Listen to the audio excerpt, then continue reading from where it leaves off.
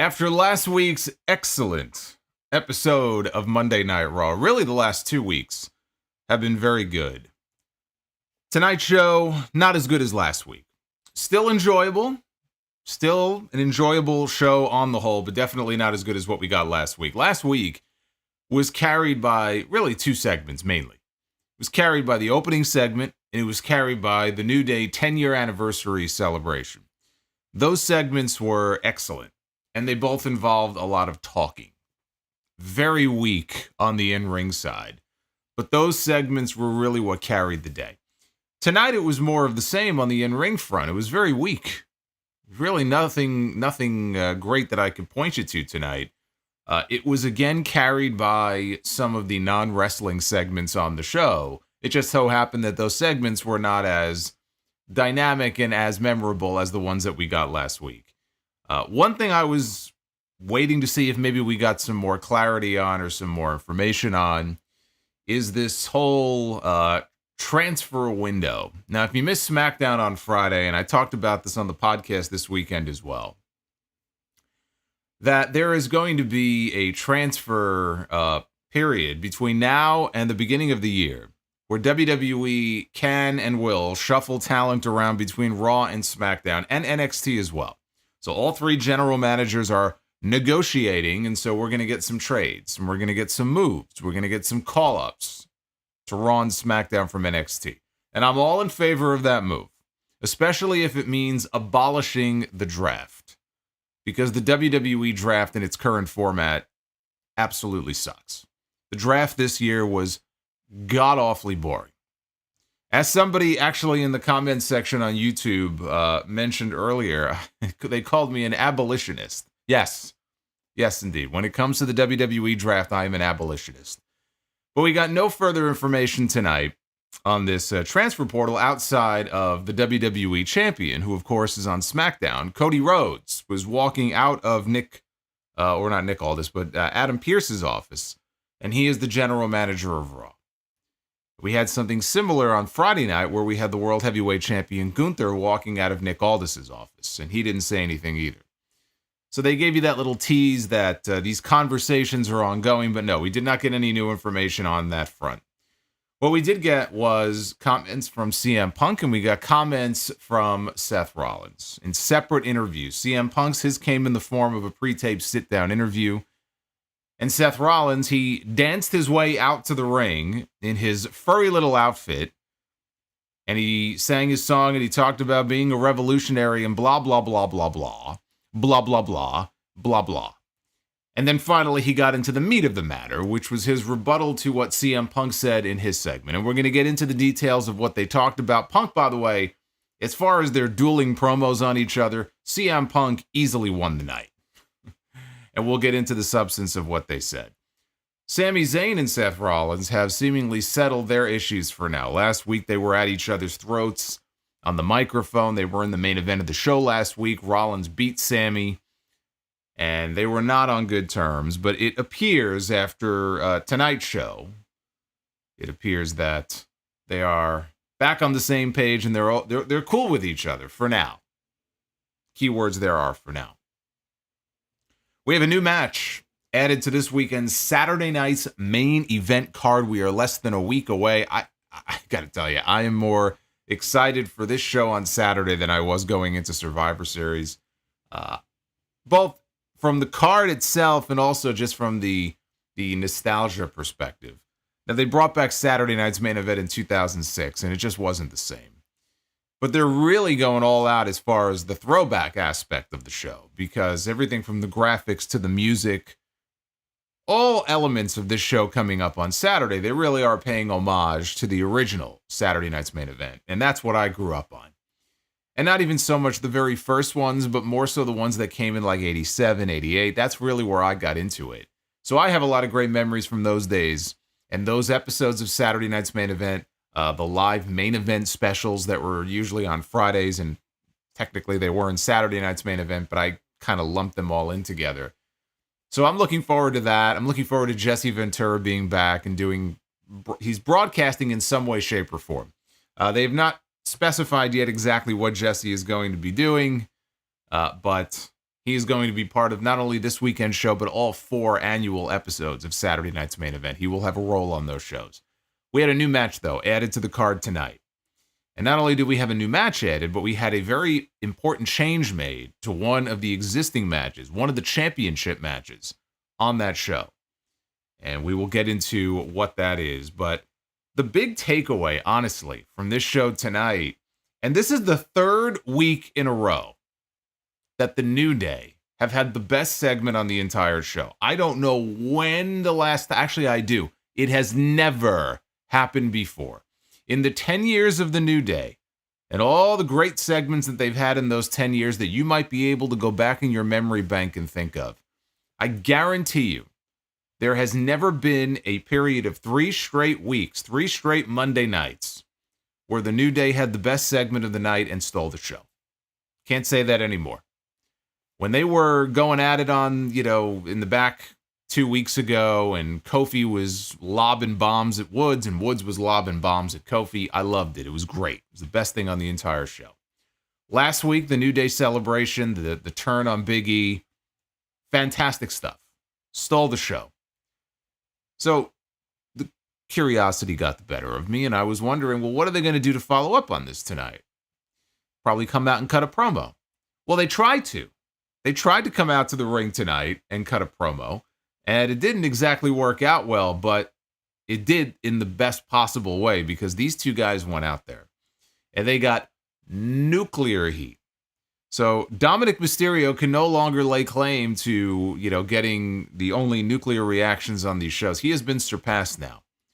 Dirty Dom, not that he doesn't get heat still, he does, but he has now been surpassed by Kofi Kingston and Xavier Woods. And I never thought I would sit here and say that, because I never thought that they would actually have the guts to turn them heel, but I'm so fucking happy they have. Because the New Day now is more interesting than they have been in 10 years. So 3 straight weeks, that's pretty good.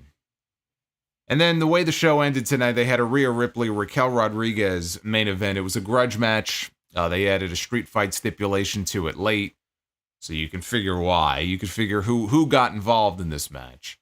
But it was the parting shot that we had tonight on Monday Night Raw. That final shot of Rhea Ripley standing in the ring, clutching at the World Heavyweight Championship with Io Sky, who is going to be challenging Liv Morgan for the title on Saturday night's main event. Doesn't seem probably to most like Io really has a chance. It feels like they're buying time until they get back to Rhea Ripley and Liv Morgan, maybe on that first Raw on Netflix. But I'm watching the end of this show tonight, and I'm having, Tiffany Stratton calls them her Tiffany epiphanies. Well, I had a Solomonster epiphany tonight as I'm sitting here and I'm watching the end of this show, and I said, I know what they need to do. I know what they need to do, and I know what I want to see going into next year. And I'm going to tell you what that is. So we're going to go through all of it here. But I would be remiss if I did not start this stream with a little bit of confetti. If I didn't start this stream with a yes chant. Because, ladies and gentlemen, as you can see here on your screen, my good dear personal friend, Mr. Met, is joining us tonight. He's waving. You see, he's waving his little mitten. He's waving at all of you. In particular, he's waving at all the Yankees fans. He's waving at all the Dodgers fans. He's waving at all the other teams, all the fans who thought they might be able, they just might be able to sign the best player in baseball right now, that they might be able to sign the one and only, the 26-year-old phenom, Juan Soto, but they were not able to do so. And the reason they were not able to do so is because Steve Cohen, the owner of the New York Mets, he went out and he put his money where his mouth is, because he always talks about how he wants to win. He wants to win. And for so long, for so many years, this was a franchise that just wallowed in mediocrity. This was a franchise that was mocked. This was a franchise that dealt with all kinds of drama and all kinds of injuries and all kinds of setbacks and all kinds of disappointing seasons and drop balls and bullshit, on and on and on. I have been through the ringer. If you're a Mets fan, okay, you know exactly what I'm talking about. So all these people who want to rain on our parade and who want to say, well, you instead of losing to the Dodgers in 6, you'll lose to the Dodgers in 7, And maybe you should start talking when you win 27 rings like the Yankees. Fuck off. This is our day. This is my yard now. And we're going to enjoy this because Juan Soto is a New York Met. And I couldn't be happier. And I told you, after the season that the Mets had, this is where he was going to end up. And I can't tell you how many Yankees fans were mocking me. I can't tell you how many Yankee fans, he's not going to go to Queens. Why would he go to Queens when he can be in pinstripes for the rest of his career? Look at you now. As The Rock would say, look at you now. Don't you feel stupid? Not very often that we get to be the belle of the ball. The biggest thing about this, honestly, is that we will no longer from this day forward be little brother here in New York sports. That's the part that really puts a smile on my face. So I'm going to enjoy it. And to all the people talking about the length of the contract and the money in the contract, because it is an obscene amount of money. Okay, it's funny because we talk about wrestling, right? And we talk about pro wrestling contracts, and we talk about Tony Khan. Oh my God, Tony Khan, he's giving all this money to fucking Kazuchika Okada. Remember that ridiculous rumor that he was giving Okada like $10 or $12 million or something like that, which is complete horse shit. Oh, he's giving Mercedes Moné $10 million. Where do these people come up with this shit? But I'm sure they're making millions. I'm sure they're making really good money, but you don't hear numbers like this in wrestling. Okay, and maybe it's because there's no union in wrestling. That's probably a big part of why. But you don't hear about numbers like this, right? If somebody in wrestling gets a $3 million contract, it's like it's the most amazing contract in the world. And then you hear about contracts like this. 15 years, $765 million. It doesn't even feel real, right? I mean, it feels like monopoly money. It just feels like monopoly money. So I'm not going to sit here and disagree with you that the dollar amounts and the figures are absolutely ridiculous, because of course it is. It is the biggest deal in sports history that's ever been made. But I'm glad we made it, because I find it incredibly hard to believe that it is not going to help deliver to us at least one. All I need is one. One ring. That's it. That's all we need as a fan base. That's all we need. Of course, I want more. 1 begets 2, 2 begets 5, and so on and so forth. I don't want a dynasty here, but just one. That's all I want. It's not going to be easy because you got the Phillies and you got the Braves, and they're always fucking us over somehow. Chop on. Chop this. Anyway, I just wanted to gloat a little bit because I'm in a pretty good fucking mood today. And I think all Mets fans should be gloating for now, because once the season begins, who the hell knows what's going to happen. But to get more money than Ohtani is very impressive, I must say. But as ridiculous as the money may be, he's 26 years old. He's first entering his prime, and he's an unbelievable athlete. And we are very happy to have him in New York, but on the right side of town. There you go. Now we can begin the review. This is your Monday Night Raw review. It is December 9th. 2024. I am the Solomonster. Like and subscribe. Super chats are open. You can also see we have a goal up top. If you want to participate in the goal, that is, of course, up to you. There's Tony Khan. Actually, that looks a little like me. Oh, my God. Look at that. Jeremy Rose, thank you for the super chat here, getting us started here.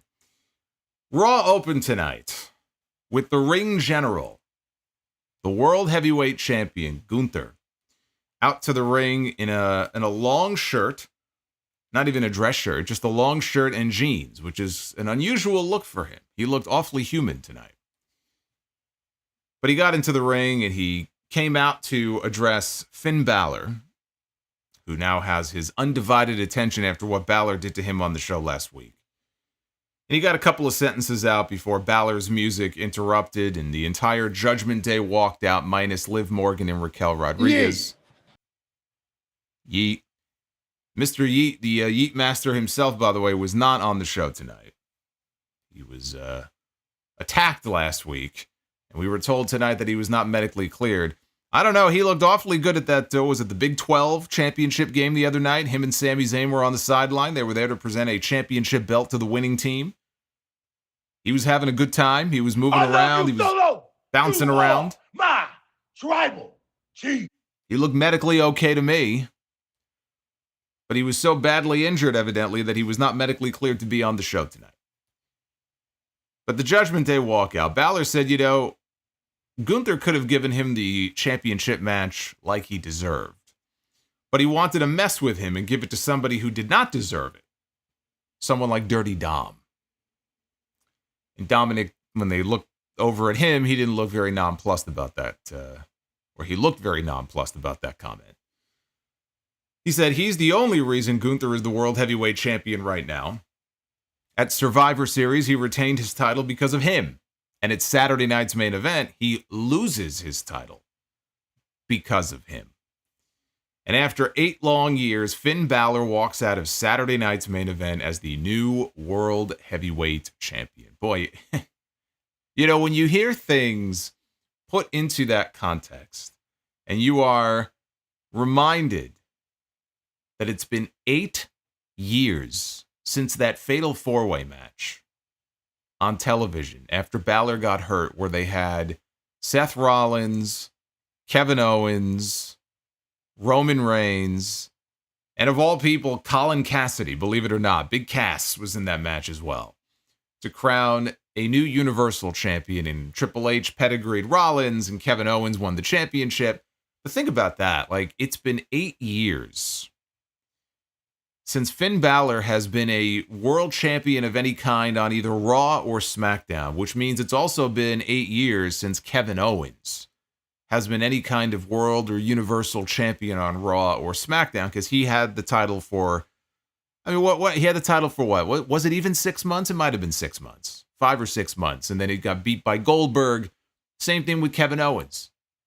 As great as Kevin Owens is and all the great matches he's had, right? Main evented one night of WrestleMania against Stone Cold Steve Austin. He has not been a world champion since then. And perhaps that will be fixed this weekend. It just so happens that on the show this weekend, both of these men have a chance to be world champion. But it's been a long time. Finn Balor, he became the first ever Universal Champion. He got hurt the same match. So the very next night, he's on television, and he's the saddest panda in the world because he just had the biggest win of his career, and now he's got to give that title up. He never actually lost it. He had to just forfeit the championship. So it just reminded me of how long it's been. I'm not even counting the NXT championship that he had, but it's been a long time since he's been a champion at that level. So Gunther said Balor did not earn that title match on Saturday, him claiming to have any hand in Gunther being the World Heavyweight Champion right now. That is what led to him being granted this championship match. Balor became the first ever Universal Champion, and at that point in his career, he respected Finn Balor. But that respect slowly faded away because Finn chose to start cutting corners and taking shortcuts. He chose to align himself with the Judgment Day and hang out with a bunch of weirdos in a clubhouse. So he says he chose to play second fiddle to Damian Priest. So here we are now, standing across from each other with no respect left. 8 years ago, Balor was the best in the world for one night. He is the best in the world right now and for thousands of days to come. And this title proves it. There's only one reason why Balor won't leave as world champion after Saturday. Balor is not on his level, and he never will be. So those were fighting words. The Judgment Day climbed up on the apron when Damian Priest's music hit. And he charged down the aisle. He took out each member of the Judgment Day one by one. Priest then threw Balor into the ring. Gunther chopped him down. And then Priest got into the ring and he super kicked him. But then Gunther took down Damian Priest. And he started pounding on him. He threw Priest out of the ring. He cleared off the announce desk. And before he could set up to powerbomb him, Finn Balor flew in with a sling blade on the floor and then drop kicked him into the ring steps. Then came the double stomp to Gunther off the apron from the floor. And then in the ring, Damian Priest, again, he took out various members of the Judgment Day until Finn Balor got him from behind. The numbers proved too much, and it ended with Balor giving him a double stomp off the top. Then he went back up and he hit a second one. Then he went back up and he hit a third one. Not quite the same impact as Bronson Reed going up for the Tsunami Splash 2, 3, 4, 5, 6 times. God, I missed that guy already. Man, if there's one thing missing, if there's one thing I'm going to miss on Raw these next few months, it's going to be Bronson Reed, and it's going to be hearing Wade Barrett scream Tsunami. Although apparently Wade Barrett is going to be off this show very soon. So is Joe Tessitore. They've only got a few weeks left here on the commentary desk because when Raw goes to Netflix, guess who's back? Pat McAfee's coming back. It's going to be Pat McAfee and Michael Cole back at the announce desk. But this ended with Balor holding up not only the World Heavyweight Championship, but holding his World Tag Team Championship to close out the segment. Now, in the back, after the break, the Judgment Day were celebrating when Adam Pearce walked in. And Adam Pearce informed Balor that he just got done speaking with Gunther, and their match at Saturday night's main event has officially changed. It will now be Gunther defending his World Heavyweight Championship against Finn Balor and Damian Priest in a triple threat match. And again, this is what separates Gunther from so many of the champions, heel champions, that we've had over the years in this company. I've talked about this before, about how this is a guy who doesn't typically cheat. He doesn't take shortcuts. He loses, which is rare.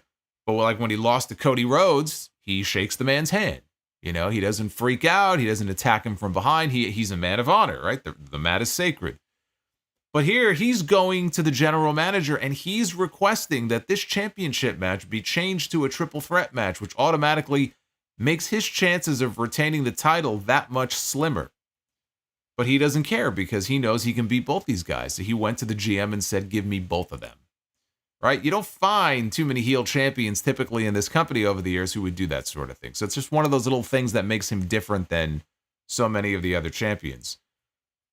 But Balor said, okay, fine. Fine, you know what? It's going to be that much more satisfying when I beat both of them on Saturday. Pierce wasn't done yet. He also informed Balor that he and JD McDonough are going to defend their World Tag Team titles against the War Raiders on Raw next Monday night. And here's the kicker. The Judgment Day, all the other Judgment Day members are barred from ringside. They will not be allowed at ringside for the match. As far as the match change, I like it. It makes the match a little less awkward because, as I said last week, it really is the battle of two heels. You've got Gunther and you've got Finn Balor. And both of them right now are in the heel column. It doesn't mean you can't do the match. It would be a great match.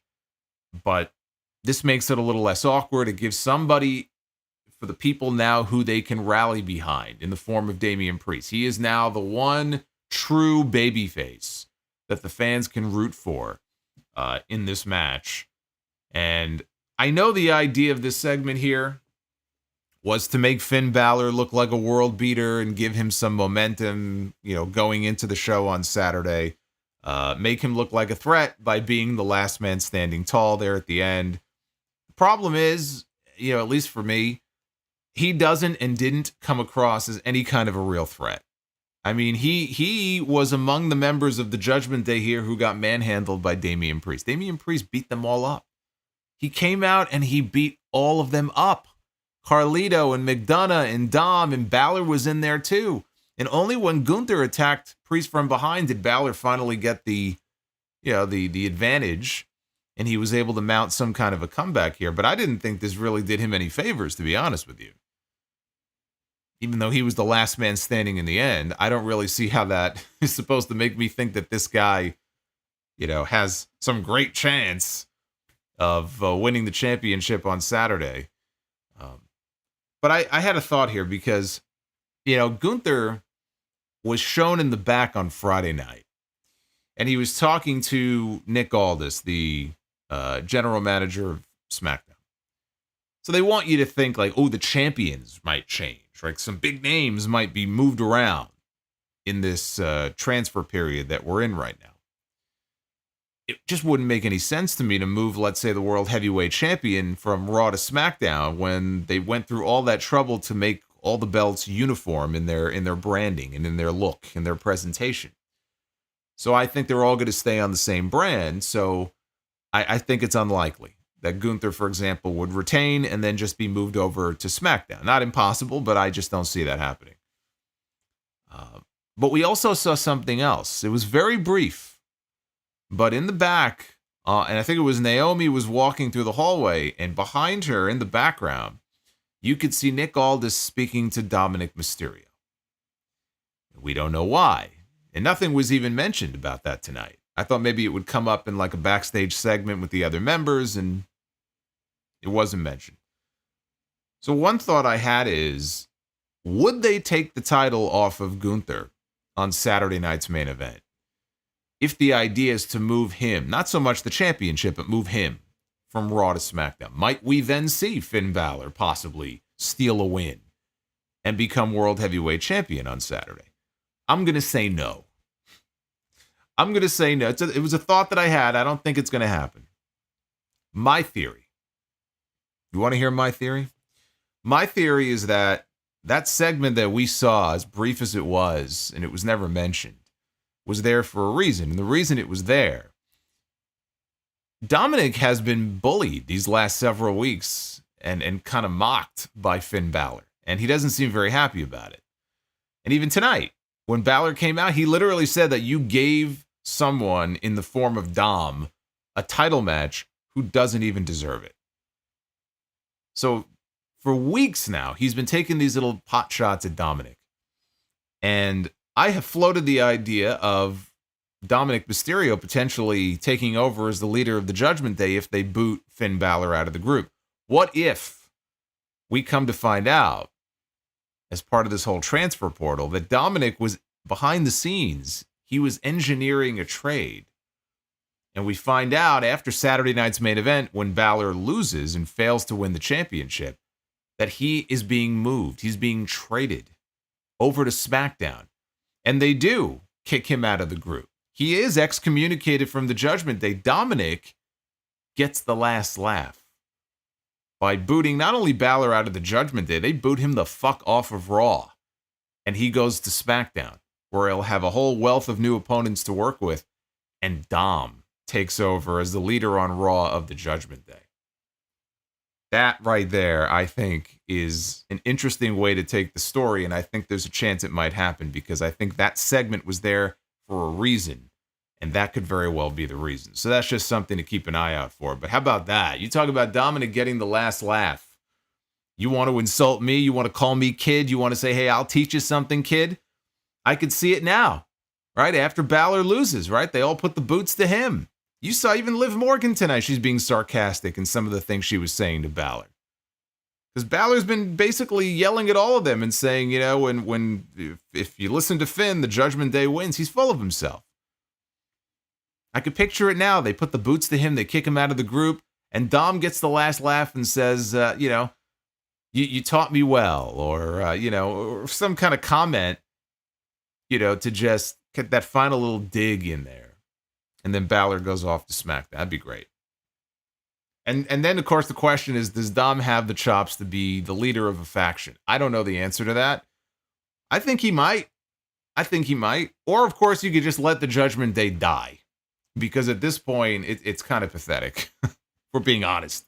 I mean, the Judgment Day, in many ways, the Judgment Day really has run its course.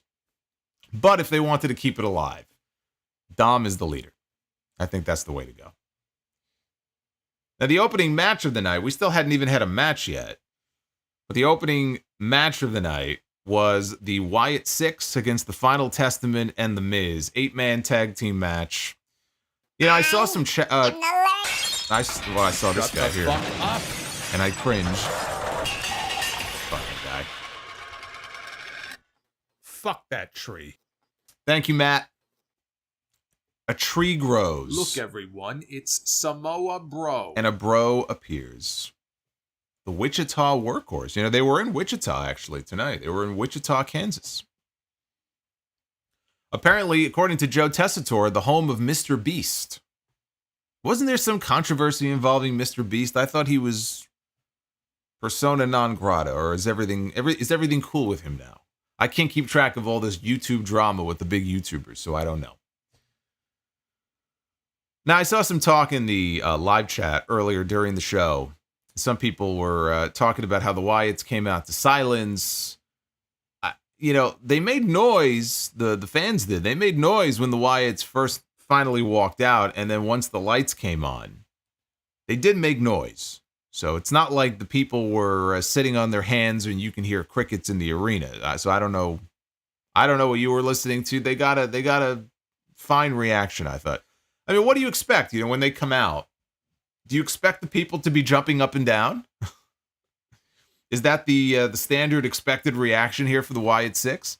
Right? You get that little reaction when they first come out, and it's all spooky and shit, and then the lights come on and everybody cheers. They got the same reaction they always get. So I don't know what people were listening to. So Justin says there's some crypto scam still being worked out about Mr. Beast. Also, LOL Hawk Tua. Oh yeah. Doesn't she have her own podcast? Everybody's got a podcast now. Forgot about Hawk Tua girl. Anyway. I know nothing of Mr. Beast. I know he's got a huge following, and beyond that, don't know, don't give a shit. Sorry. I focus on my own stuff. I don't care.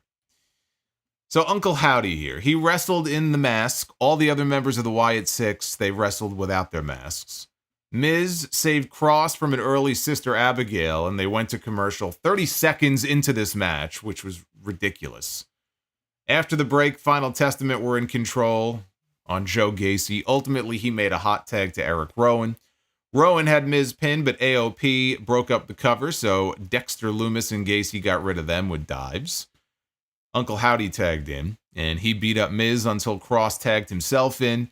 Howdy hit the ropes, and when he hit the ropes, Scarlett reached in to trip him up. Then she backed away, right up against the announce desk, and was completely oblivious as she's gloating and, you know, laughing or whatever she's doing. She was completely oblivious of the fact that Nikki Cross has appeared behind her. Then she turns and she screams and she goes into the ring, and then she exits on the opposite side of the ring. But by the time she exits on the opposite side of the ring, Nikki Cross has made her way over, and she is now standing on top of the ring steps, and she comes diving off with a crossbody onto Scarlett. You know that match is coming soon.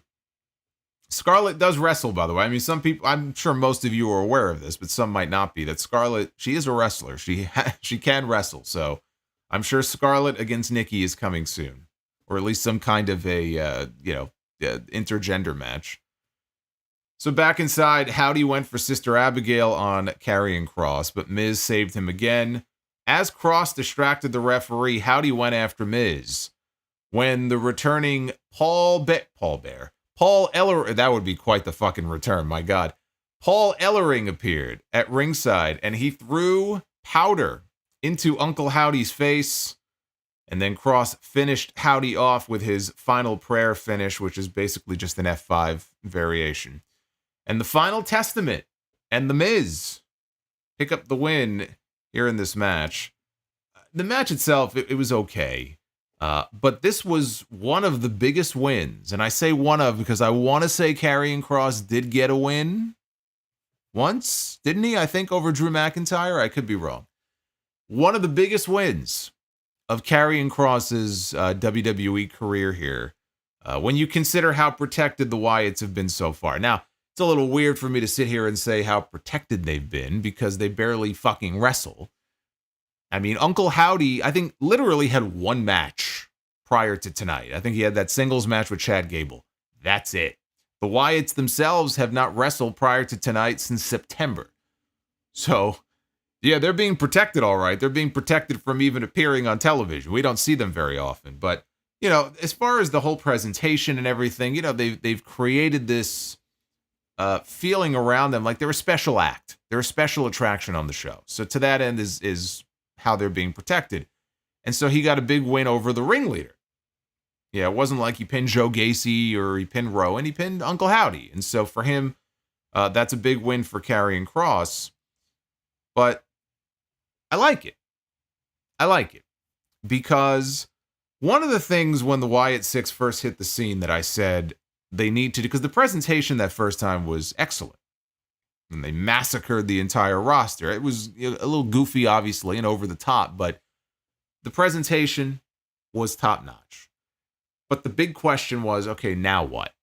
You've massacred the entire backstage area. People are laying around. There's like blood splatter on the walls. Chad Gable looked like he was shot in the head. Where do you go from here? Like, what do you do now? That's the question, right? And are they just going to go around and be some kind of supernatural beings? Is it going to be something really goofy and over the top that maybe would have worked 30 years ago, but it wouldn't work today? You got to humanize them. Right? Because there's a backstory there with Bray and the reason that Howdy is here. And like they took steps to humanize them with some of those VHS tapes. And that was the right way to go. But they're not unbeatable. You know, they're not The Undertaker from 1990. They're not invincible. They're not supernatural. They're human. They're flesh and blood and bone, just like you and me. And it's okay for them to lose. You don't want to make a habit out of it, obviously. But if they lose a match, it's not the end of the world. You and I both know this is not the end of this. You and I both know that when this is over, Karrion Kross and the Final Testament are going to be looking up at the lights. That's just the way it is. So Uncle Howdy is going to get his win back. It's only a matter of how and when. But I think, you know, them losing just shows that they are beatable.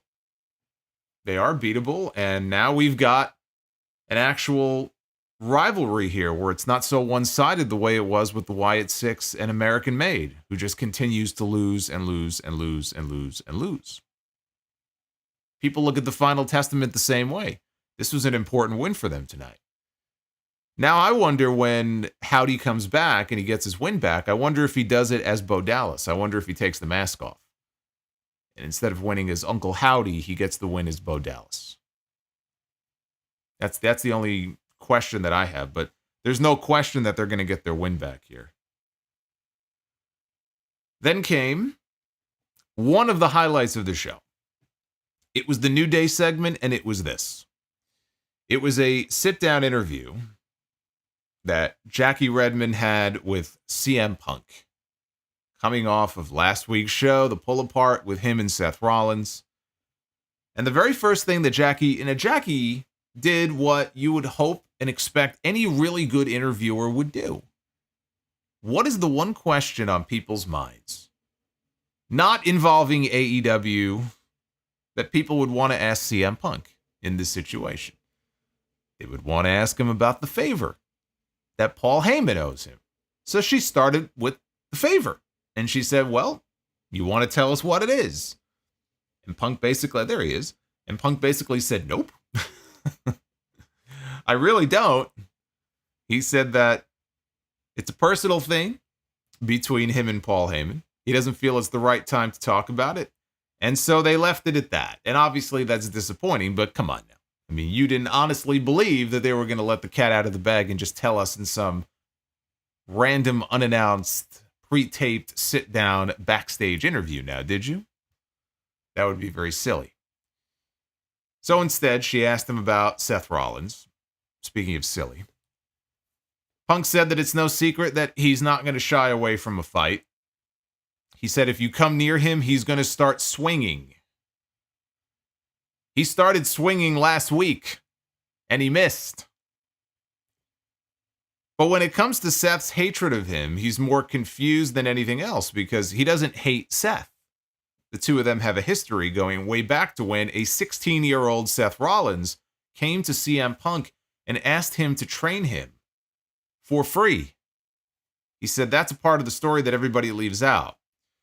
Now that entitlement has carried over to the adult Seth Rollins, who wants to be the best in the world. But he remembers a time when Rollins was on a list to be fired from this place, and he shielded him from that. He guesses that if he had to live in CM Punk's shadow, though, he would hate him too. All of Seth's accomplishments, multiple-time world champion, Money in the Bank winner, he has done better. And he did it before Seth even got there. In his absence from this company, Seth did a fantastic job of filling that vacuum. But simply put, the starter is back. Second string's got to sit back down on the bench. Ooh. Now that's a burn that's going to stick in Seth Rollins' craw. That right there, that was the burn that he saved right there for the very end of the promo. And I liked how he said, look, I don't have a problem with Seth Rollins. I don't hate Seth Rollins. And he brought us up to speed on their history together. And not even when Seth was 16 years old, but even in WWE. When the Shield debuted. Right? They were the hired guns of Paul Heyman and CM Punk. It was right in that period there. So, and by the way, there's a lot of truth in that as far as Punk advocating for, I think, Rollins and Moxley. And, it was going to be Rollins and Moxley and possibly Chris Hero as the Shield. And it was Vince's call to put Roman Reigns in there. And that was absolutely the right call to make. Because if it was the other way with Hero instead of Roman, then the Shield would not have been what the Shield was. And who knows how different history may have turned out. But I like that they at least documented that history here. And Punk was like, well, everything you did, I did, and I did it better. And now the man is back. And you're second string, so sit down. Right? Just adds a little more heat to the rivalry. We're still a ways away from WrestleMania, so you can't give too much away right now. Unless the idea is to do the match earlier than WrestleMania. But I think that would be very stupid. I think that's the WrestleMania match. So you don't want to give too much away here. But I thought Punk, he did a good job here of kind of sticking it to Rollins. And I enjoyed this. We had a non-title match with Liv Morgan taking on Dakota Kai, who has already advanced to the next round of the Women's Intercontinental Championship Tournament. I mentioned the Wyatts earlier, by the way, and their reaction. Some people talking about how, they didn't get a great reaction. It was very quiet when they came out. Dakota Kai. You want to know what Dakota Kai came out to here on this show? I'll give you a reenactment here of what Dakota Kai came out to on the show tonight. That's what she came out to. Okay, so don't talk about the Wyatts. She came out to crick, and nobody cared when Dakota Kai came out. It was kind of sad. But anyway, they at least waited 45 seconds here instead of the usual 30 before they went to a commercial break as soon as this match started. Liv Morgan was in control when they came back, and Pure Fusion Collective. Oh, joy. Pure Fusion Collective is here. Sonya Deville, Zoe Stark. They come out. Shayna Baszler, right? They're all out there now. They're going to watch the match from ringside. Morgan tried. No, Liv Morgan did not try that. Although that would be funny if she did. I would pay money to see Liv Morgan do that. So they're at ringside to watch. Liv Morgan tried the Three Amigos. Dakota countered the last suplex and made a comeback, but then became distracted, dealing with Shayna Baszler and Zoe Stark out at ringside. Morgan responded with a code breaker, but then Dakota countered a missile dropkick into a powerbomb, but then she became distracted again. These wrestlers, man, I'm telling you, they are easily distracted. This time by Sonya Deville on the apron, and Dakota knocked her off. The referee was apparently okay with this. He just watched and did nothing. These three women have no business whatsoever being at ringside. It's not even like one of the members of the Pure Fusion Collective was in the ring in the match. Like, they just had no business being down at ringside at all. And it's not like we don't see people get ejected every week or every other week on TV, but evidently the referee didn't see fit to eject them, so he did nothing. Dakota went for a running boot, but Liv avoided it and hit Oblivion for the win. This was a complete nothing match that was just muddied up by all of this outside nonsense. After the match was over, PFC attacked Dakota. Io Sky and Kairi Sane, they made the save. Kairi wiped out PFC with a dive outside. In the ring, Io had her back turned. And this was the highlight, by the way, of this entire segment. Io's back is turned, and so out of nowhere comes Liv Morgan. She comes charging in from behind and lays her out with a wicked Oblivion.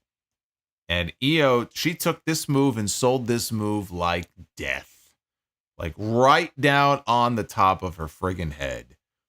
This was honestly the best Oblivion that I have ever seen Liv Morgan execute. And I'm sure it was all Io Sky. There are just some moves, like, when you take them, it's not even about the person giving the move. Like Steve Austin giving a stunner, right? It's the same stunner every single time. It's not like he gives the stunner differently each time. He doesn't do a little twirl before he does the stunner, right? I mean, he doesn't. It's about how you take the stunner. That's why there's so many different variations of how to take the friggin' move. Shane McMahon had his way of taking it. The Rock had his way of taking it. Vince McMahon had the worst way of taking it. Sergeant Slaughter, by the way, took a mean stunner. When Sergeant Slaughter took the stunner, and he took it at least a couple of times, it looked brutal. Just the way he would come down. And, you know, he had the big chin, too. So, I mean, it looked like it might have killed the guy. It's all about the person taking the move. This is one of those moves. And nobody has taken Oblivion better than Io Sky. Nobody. It's like LA Knight in the BFT. The best BFTs that I've seen have been taken by Carmelo Hayes. Carmelo Hayes, he just knows how to take that move and make it look vicious, like he's being driven face down, head first, right into the mat. Right? It's just all in how the other person takes the move. This was the best Oblivion I've ever seen. This was better than the match. This was better than anything that happened during the match, because Io Sky is fucking great. We got a Drew McIntyre pre-taped promo. Scott Hall. How could I forget? Scott Hall as well. Austin Theory took the stunner, and he goes 15 feet in the air. Everybody's got a different way of taking it.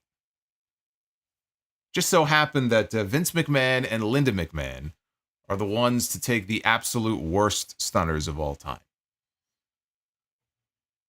So we got a Drew McIntyre pre-taped video promo. In it, he called his Hell in a Cell match with CM Punk the most violent match of his career. He suffered massive blood loss. He had to return to Scotland after that because his family needed him. And while he was away, he was wondering if maybe he was wrong and everybody else was right. Maybe people could change. But then he watched Survivor Series, and Roman Reigns teamed with CM Punk. Sami Zayn and the Usos were right there with them, even after everything that Roman did to them. They stood by his side in that War Games match. He said Punk at least had a good reason. He took a bribe. But Sami and the Usos, they sold out for absolutely nothing. That's when he knew he had to return to take out Sami Zayn, and he knew he had to take out Jey Uso. He can't change the past, but he can change the present, and I will change the future, he said. So much for any red herring on the Jey Uso attack from last week. He just threw it out there. Yep, I attacked Jey Uso. No surprise there. Sometimes the answer is just the most obvious one that's staring you right in the face. But we were informed after this by Joe Tessitore that Jey Uso was not here tonight because he was not medically cleared. Hey, you know what? Maybe at that football game the other day, maybe he slipped and fell and he hit his head. Because again, he looked awfully healthy and awfully good the other night. I don't know if was it snowing there? I don't know where was that game held? Maybe it was very cold. He slipped on a patch of ice. All the best to Jey Uso. Get well soon. We got a video package recapping last week's New Day anniversary segment that saw Kofi Kingston and Xavier Woods turn on Big E. And it was very sad. We had sad Big E. He was very, very heartbroken. He was crestfallen. He was moribund by the events of last week. Cut back live, and we see the WWE champion Cody Rhodes walking out of Adam Pearce's office, the Raw GM. There's Adam Pearce. We don't know what they were talking about. But Kofi Kingston and Xavier Woods, they come walking by at the exact moment that Cody is exiting his office.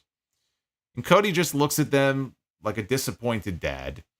He says, I've known both of you guys for a very long time. He's known Woods since they were kids. He said they both should be ashamed of themselves. And they were both taken aback by the comments, and they just kept on walking. And Woods was talking to himself as they were walking away. He said, oh, that's great. That's great coming from that guy. Like he was such a good dude in high school. Yeah, if you don't know, they attended rival schools. Not only did they attend rival schools, but they amateur wrestled each other when they were in high school. So that's legit. So they've known each other for a very long time. Then it was time for Seth Rollins to respond to CM Punk. Just waving to Mr. Met. How are you? He's having a good time. He's joining us today. He's my special guest here on the stream tonight. Aren't you happy to have him? There's no Philly Fanatic or Freddy the Freak or whatever these other stupid mascots are. All those mascots are terrible. This guy right here, the best mascot in all of sports. What's that other one? The one, I think it's not Philadelphia. The hockey one. What's the hockey one? The hell's that thing's name? It's some kind of mutant or something. It's got like furry hair. The Jizzler, Grizzler, the Grizzler, I think it is, right? Grizzly or something, whatever the fuck his name is. Fuck that guy, man. It's all about Mr. Met. Mr. Met's the best mascot in sports. Speaking of mascots, you know who the WWE mascot is? Seth Rollins, because he comes out every week dressed up like one. He came out for this segment after this very serious segment with CM Punk earlier addressing Seth Rollins. Seth comes out, he's dancing his way to the ring. He's got his goofy sunglasses on. He's got his furry turquoise sleeves. He's wearing like black leather, but he's got these furry sleeves that he's wearing, these green sleeves. So some fans immediately, gritty. Okay, that's what it is. That's what I was thinking of. What did I say? I think I said grizzly. Gritty. Yeah. Well, Gritty can take a seat. Gritty is number 2 at best.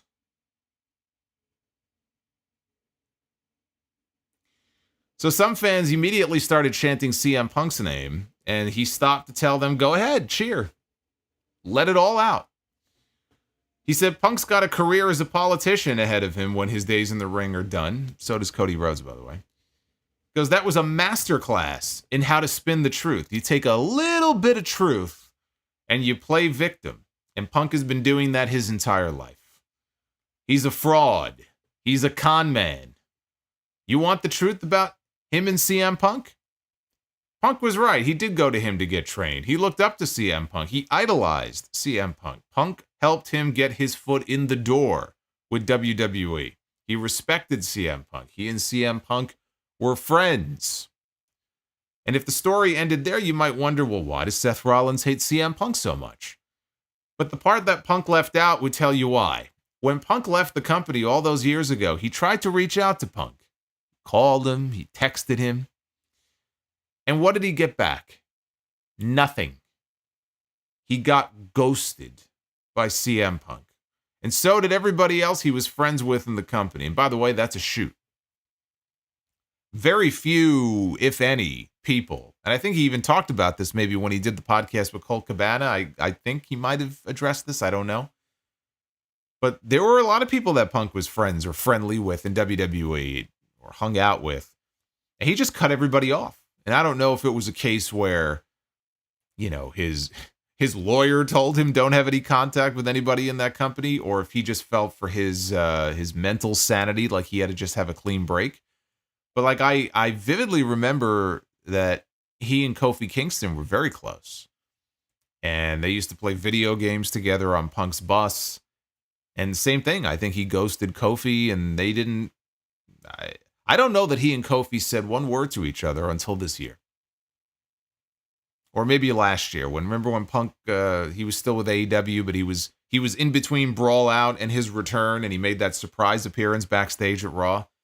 Maybe he said hi to Kofi there, but as far as I know, I don't think the two of them even spoke for all those years. He just cut everybody off. So that is a shoot. Well, Corey Graves.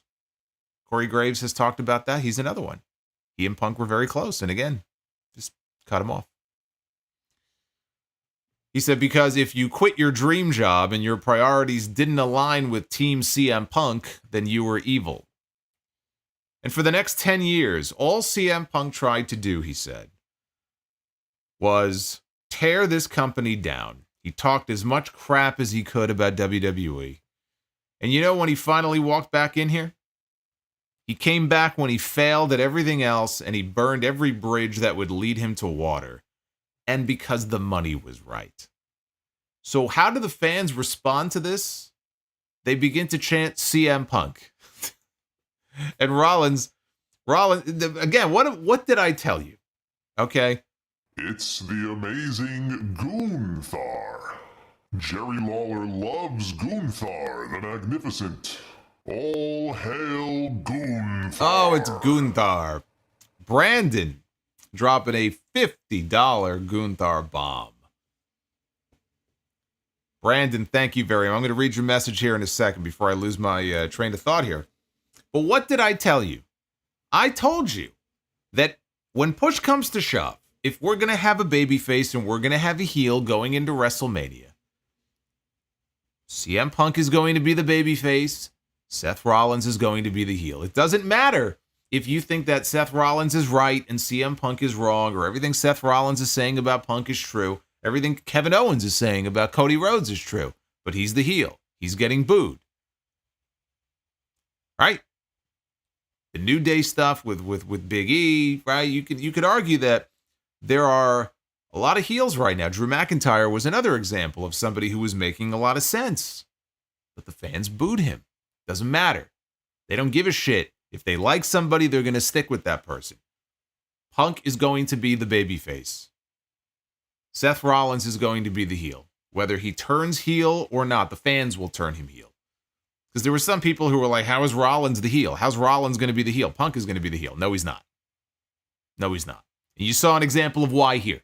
He's laying it all out here about why CM Punk is this dirtbag. He's a deadbeat, terrible friend. Doesn't give a shit about the company. Doesn't give a shit about other people. And what do the fans do? CM Punk, CM Punk. Because to them, he's their guy. And really, who are you going to root for when it comes to WrestleMania? Are you going to root for CM Punk, who comes out and drops pipe bombs on people on the microphone? Or are you going to root for a guy who walks out wearing furry green sleeves? I know who I'd root for. And it's not the fucking Cookie Monster. So Seth said that he used to chant his name also. Go ahead, chant. He used to chant CM Punk as well. He wanted to be just like CM Punk, but along the way he realized that he was a fraud, and he wanted to be better than CM Punk. Everything Punk did in this ring, he did it twice. And he did the one thing that Punk can never do, and that's main event a WrestleMania. And with that, Sami Zayn came down to the ring. He said, last week, you were angry, you said some things. I was angry, I said some things, and you and I even ended up in the middle of this ring. We had a match at the end of the show. But it was wrong of him to assume that Seth was the one who dropped Jey Uso backstage. And for that, Sami said, I'm sorry. Seth was glad that he brought that up because what's been eating him up inside all week, the two of them have been friends for 20 years. Their kids play together. But when Jey went down, he was the first person that came to Sami's mind as the attacker. Sami said the way that Seth was talking last week, he was out of his mind. Like the kind of person that blames everyone else for their actions. He sounded like less like Seth Rollins and he sounded more like Drew McIntyre. Seth said, I'm not Drew McIntyre. Sami said, no, you're not. You're better than him. But this thing with Punk, it just brings out the worst in you. You know, he's out here to tell Seth that this thing with you and Punk is clearly worse than I thought. So Seth, you can deal with it however you want to. I'm just going to leave it alone. And Seth thanked him and said, I appreciate that. That's all I've ever wanted, was to just let me handle things the way that I want to handle them. And Sami asked, what about us now? Are we good? And Seth waited and he thought about it. And he said, yeah, we're good. He appreciates him letting Seth handle his business with Punk, but it looks like Sami's got his own business to handle with Drew McIntyre.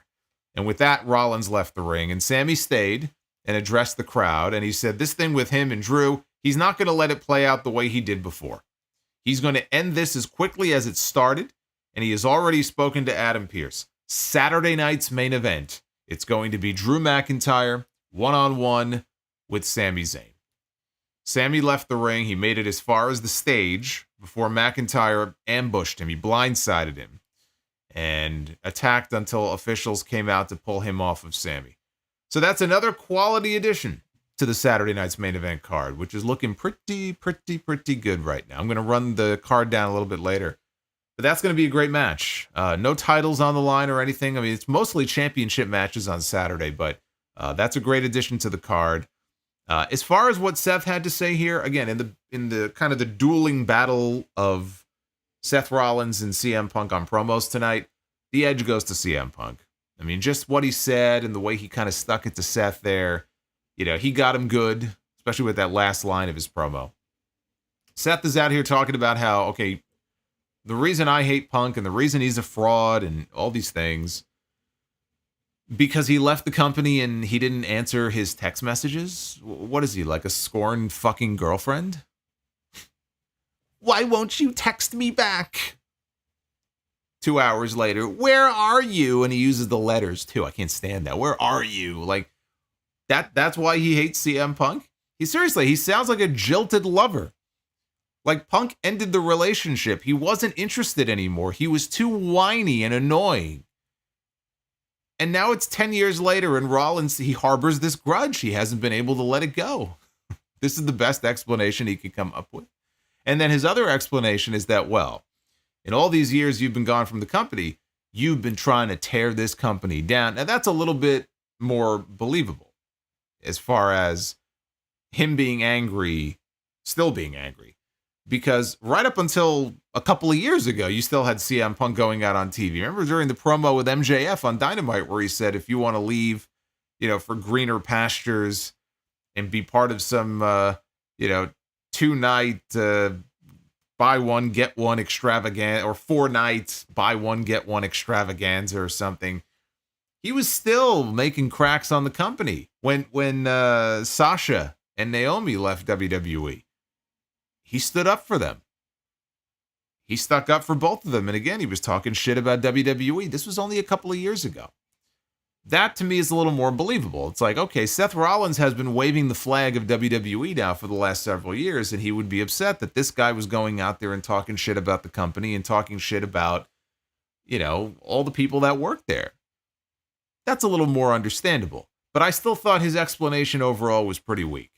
You know, I thought he was going to say that, you know, Punk made a pass at Becky Lynch or something like that. Like, because he's super obsessed with this guy. Like, he's angry about CM Punk. And I thought maybe there'd be a little more to it than that. But, yeah, I mean, it was a serviceable explanation. I just thought that in the battles tonight, I thought Punk won the day. But it's going to be great when we eventually get the match. I mean, I'm looking forward to the next time we get them in the ring face to face. It's fine to have CM Punk in a backstage sit down with Jackie Redmond, and then Rollins can address Punk in a separate segment. I want them, and not right now, right? If it's a WrestleMania match, you don't do it now. But like at some point, what I want to see, what I'm looking forward to, is when, like last week, when they're back in the ring together.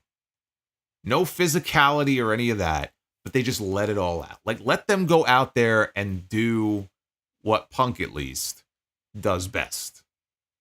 And Rollins does very well when you allow him to go out there and cut a serious promo, and he's not out there acting like, you know, Bozo the Clown. That's what I'm waiting for. When they get in the ring and they let it all out. All their anger, all their frustration, their history, they could bring up past stuff. Like, let's just get it all the dirty laundry, let's just get it all out there. That's what it's building to. But this was fine. I thought this was fine. We had another opening round triple threat match in the Women's Intercontinental Championship Tournament with Lyra Valkyria, Zelina Vega, and Ivy Nile. Zelina hit a slide. Hey, Wanted Magnus, welcome to the channel. She hit a slide from the ring into a sunset bomb to Ivy Nile on the floor. Vega went to the... Oh, Shut the fuck up. God. Out of nowhere. Fuck that tree. Out of nowhere with this guy. What am I going to do? Vega went to the middle rope and hit a Meteora on Lyra and went for the pin that Ivy broke up. Ivy Nile is a strong woman.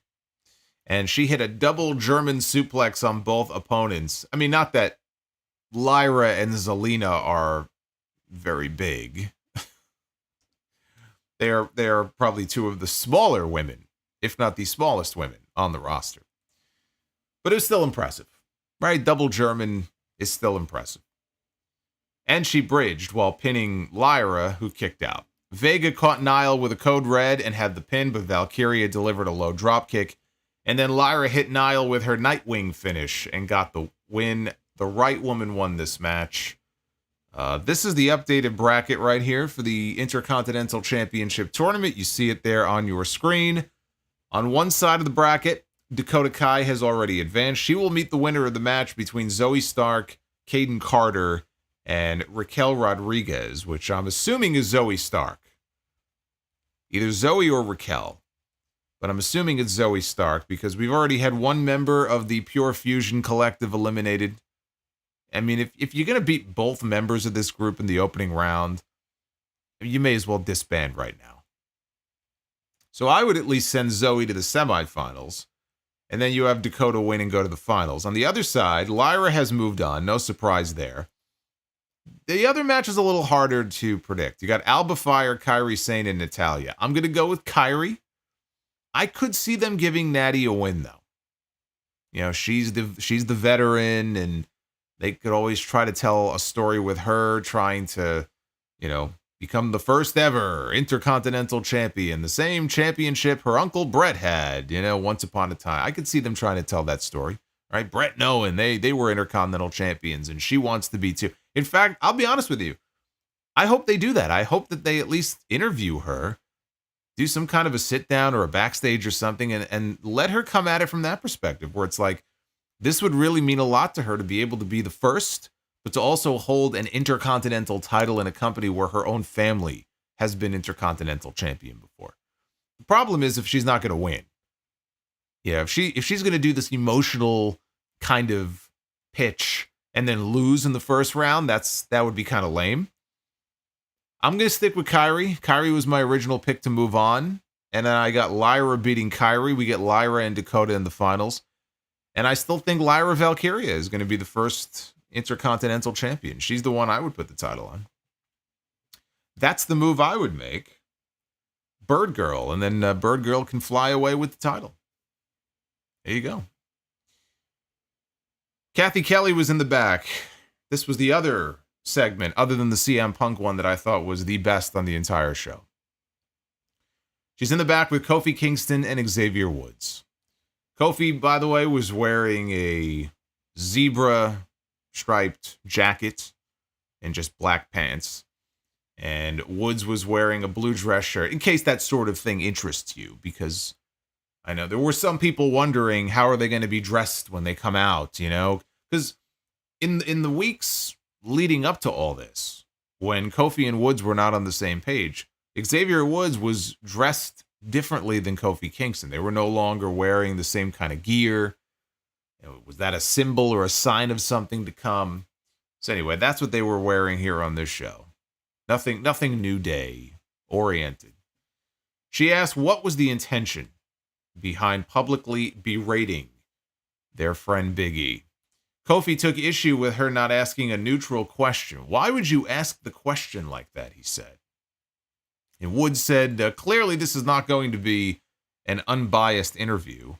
So what we're going to do is we're going to go out to the ring and address the fans out there face to face. So then he looked at the cameraman and he demanded that the cameraman give him his camera. He said, I don't care if you're John Cena's little friend. Give me the camera. It was Stu. It was Stu. You all know Stu. He took the camera away from Stu. Now, I wonder, John Cena's coming back in a few weeks. So I wonder if this is somehow going to lead to, maybe if they start bullying Stu every single week, that could be John Cena's first match back, like a TV match, him against Xavier Woods, right? We'll see if they bully Stu again next week, if it's going to lead anywhere. So he takes the camera away from him, and he follows Kofi through Gorilla, and he's the one filming this, and they go out into the arena. And as soon as they got out into the arena, they were hit by this massive wave of heat. Just nuclear heat here from this crowd. They go down to the ring. Woods sets the camera down on top of the ring steps. And it's aimed at him. And he just kind of crouches down and looks into the camera like, what did we do? Right? And then he walks up the steps into the ring, and they left the camera there sitting on the steps. So now they're in the ring. And they are showered by chants of, new day sucks. New day sucks. Kofi said, you mean to tell me? And he gets drowned out by boos. After 10 years of positivity that he and Woods have given us, that you're this mad over one day? After just one day, you're this mad? And again, they're showered by boos. Can barely even get the words out. So he was getting dirty Dom heat out there. So then Woods tried to speak, and he got drowned out in boos. He tried again, and the same thing happened. And I'm always trying to pay attention here because you never know when they may be, playing around here with the audio. Because that's what they used to do with Dominic. And I'm not saying Dominic doesn't or didn't get great heat, right? There's a lot of places where he will go and the people in the building are like, no, it's real. Like, believe me, the people were going nuts. They were fucking so loud. They were booing this guy out of the building. But there's no doubt in my mind, at least in the early days when Dominic would he put the microphone to his mouth and he would get drowned out. He had the assistance of piped in boos. Like, they were trying to coach the crowd, basically. And I think it worked. But you go back and you listen, it absolutely, like, there were times where the boos would come out of nowhere and then they would, like, stop on a dime. And it just sounded completely unnatural. And usually, if you pay attention, you can usually tell, right? So even to this day I'm like trying to pay attention because I'm just curious to see, like, okay, is this real or is this not? But, like, you're looking out in the crowd and the people are playing along, and I think it was real, and the heat was just off the charts, and they just would not let these men speak. So he tried again, Woods did, and the same thing happened. And now there's chance of, we won Big E. We won Big E. And New Day sucks, and we won Big E. Woods said they didn't even do anything to E. Kofi said they could have taken a steel chair to E's back, and as he's speaking, like, you could barely hear him. Like, we could have taken a chair to his back, right? Loud boos.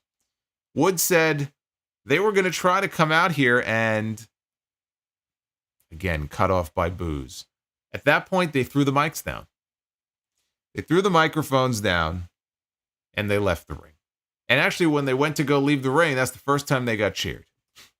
The crowd let out a cheer when they went to go take their exit. That's heat. That's heat. This was incredible.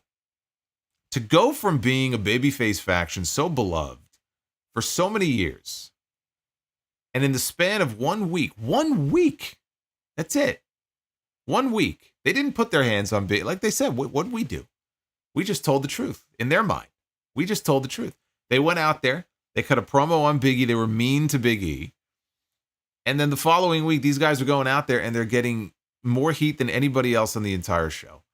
Notice in the segment, though, the key here is how surprised they acted by the reaction. Like, they were taken aback. They weren't expecting the crowd to react so negatively to them, right? As far as the characters.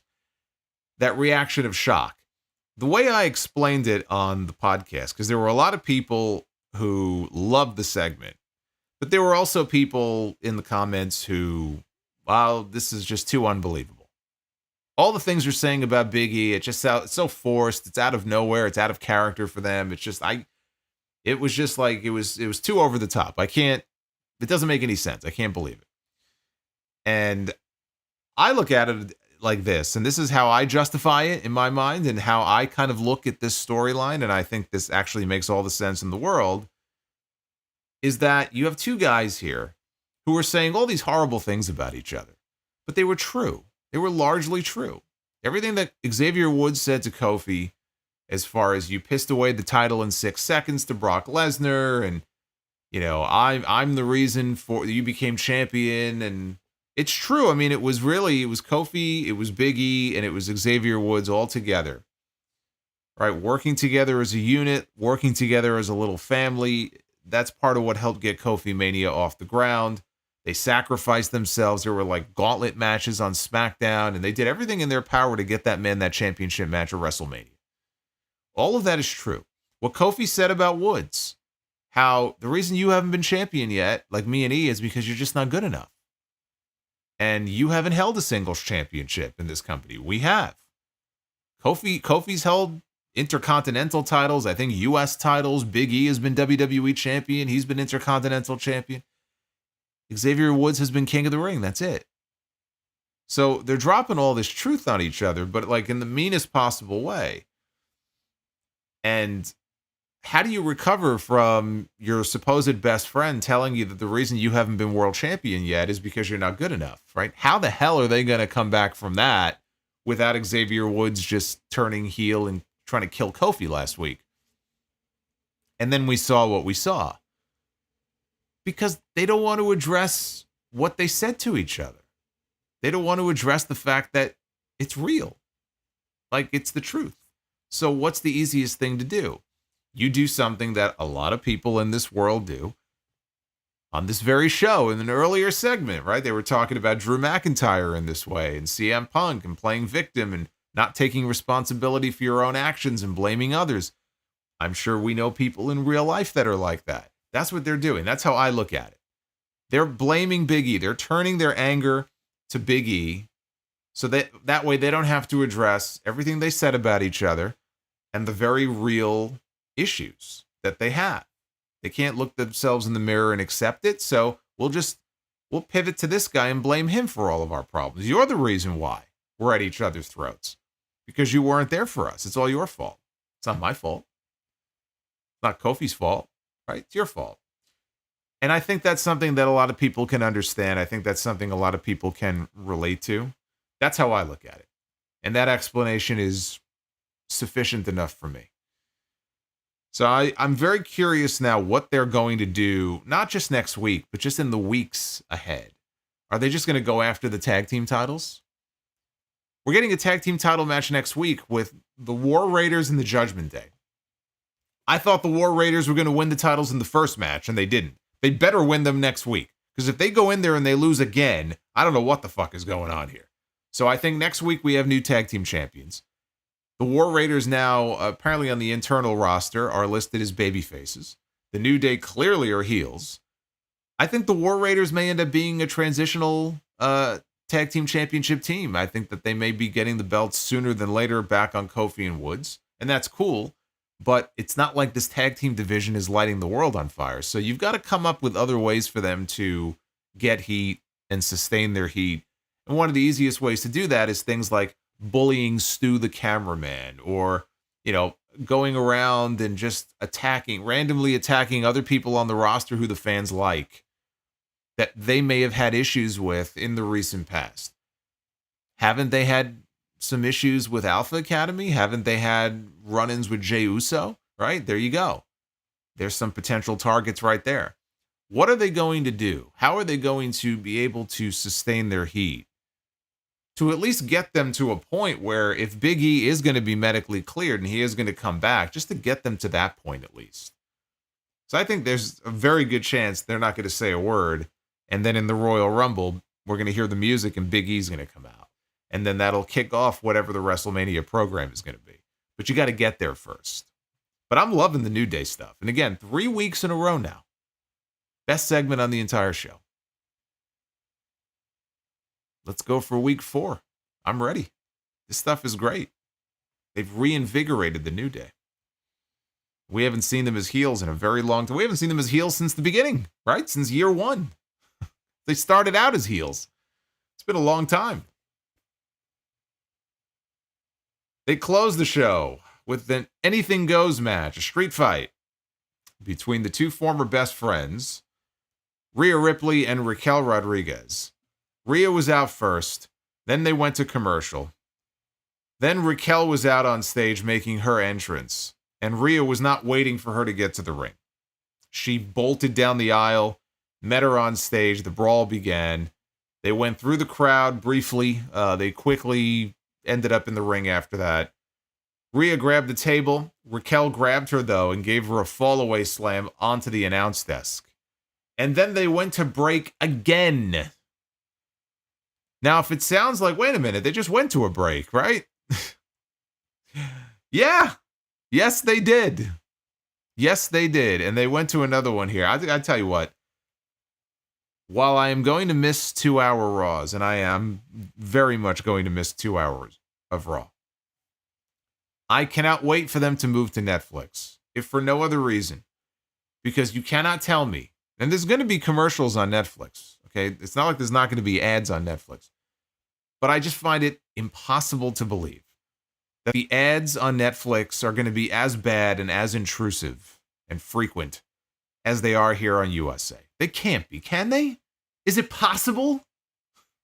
They can't be. They can't be like this, right? It has to be better. I'm hoping. That's one of the biggest things I'm hoping with this jump to Netflix is that the ad breaks are not as fucking awful as they are on USA. So after the break, Ripley drop kicked a chair into Raquel's face. Then they messed up whatever spot they were trying to do here, where Raquel, I think, was supposed to take a face bump onto a chair. So Rhea just hit her with another one. Rhea stacked up some chairs in the middle of the ring and went to go set up for Riptide when Liv Morgan ran down to the ring. And once they added the no DQ street fights stipulation, you knew that this was going to happen. Rhea pulled her over the top rope into the ring when she saw her, but Raquel booted Ripley and then slammed her on top of some chairs. Ripley avoided a Tejana bomb and headbutted Raquel.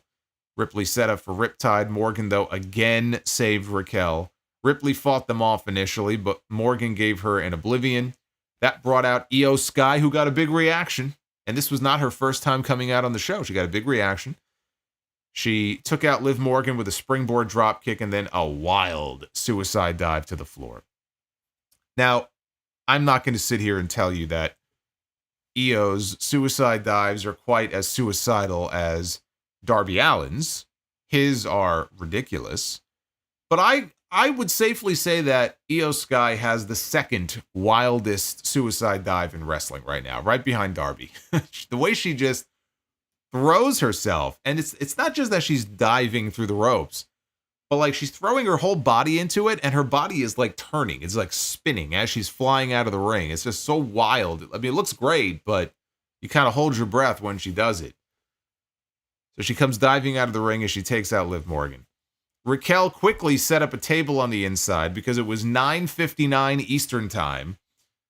They knew that they had to get off the air quickly or they were going to get cut off because they ain't got no overrun on USA. See, that's not going to be an issue on Netflix. But on USA, you gotta make your cues here. You got to get off the air quickly. Rhea, though, drove her shoulder first into a chair that was wedged in the corner, and then she followed that with a riptide through the table that Raquel had set up. And we got the iconic, legendary 4 count in wrestling. That sometimes happens on those rare occasions where the referee, the fans think the referee has smacked the mat for the 1 count, but they haven't yet. In this case, the referee held up the count briefly. I guess maybe he thought that Raquel's shoulders were not fully down. So he kind of hesitated, and the crowd chanted 1. He counted 1, they chanted 2. And eventually he counted 3. And it was really a 4 count. Just to make absolutely sure that this woman was beaten. And Rhea Ripley picks up the win. This was your typical, WWE street fight. It was super rushed because they were running low on time. After the match was over, though, this right here. This is what I want to talk about. Rhea Ripley gets up, or starts to get up, and she's got a hold of the Women's World Championship, which is laying on the mat. Io Sky is in the ring, and she grabs the other end of the championship. And when Rhea rises to her feet, she's now face-to-face with Io Sky, and they're both holding on to the title. They each have a grip on the Women's World Championship. And that was the parting shot, by the way, that we got here on this show. And as I'm sitting here watching Rhea Ripley and Io Sky face to face with each other in the middle of the ring. They're clutching that championship. I realized what needs to happen. I realized what it is that I want to see after that parting shot that we got tonight. A lot of people have been just assuming that Liv Morgan is going to be the Io Sky. We got to get past this because, of course, we're going to get Rhea Ripley and Liv Morgan again. Maybe on that first Raw on Netflix on January 6th. And then Rhea Ripley could win back the Women's World Championship. And I'm one of those people who's been talking about that. I think you go a different way with it. I think what you should do, have Io Sky beat Liv Morgan on Saturday night's main event. Raquel Rodriguez is going to be at ringside, or she's going to come out. She's going to try to get involved. She's going to try to help Liv Morgan retain the title. That's where Rhea Ripley comes out. That's where Rhea Ripley can counteract Raquel and make it a fair fight. Io Sky beats Liv Morgan and becomes the Women's World Champion. And everybody is happy. Now, as you go into the beginning of 2025 and you go into that first Raw on Netflix, you can do Rhea Ripley against Liv Morgan. The feud is not over yet, right? I mean, it's to the point now where it needs to end, but it's not over yet. You can still do that match, even though there's no championship on the line anymore. Let Rhea beat Liv and put a period on this once and for all. Now that feud is over. Now Rhea Ripley's goal is to once again become the Women's World Champion. She's got to win the Royal Rumble, or she has to win the Elimination Chamber. One or the other, but she wins one of them, and we get Rhea Ripley challenging Io Sky at WrestleMania for the Women's World Championship, and that could be where Rhea wins the belt back. Very simple. That's what I'd like to see. I'm at the point now where I don't want them to continue to drag out the Rhea Ripley, Liv Morgan stuff until WrestleMania. Like, I just think that's ridiculous. Like, you've milked this for all that it's worth. The finish line is right there. You're gonna put an end to this shortly, and that needs to be the end of it. But that doesn't mean that you can't put the championship on Io Sky. Now, if you don't, then maybe Io can win the Rumble or the Elimination Chamber. But do you honestly think they're going to put the Women's World Championship back on Rhea Ripley for 3 months and then just have her lose it to Io Sky? That's why I would do the reverse. And yeah, Io would end up losing the belt, but at least she would get a run as champion again going into WrestleMania like she did this year. Only this time with the Women's World title. But I would love a Rhea and Io match at WrestleMania. And that parting shot there at the end, as I'm looking at them, staring each other down, I said, man, that's the fucking match that I want. I want Io Sky to be in a good position on that WrestleMania, even if she loses. That's not even the point. I want her to be in a great position on the WrestleMania card, and what a great fucking match that would be. And I want to see Rhea Ripley against anybody but Liv Morgan on that show. It just works so well.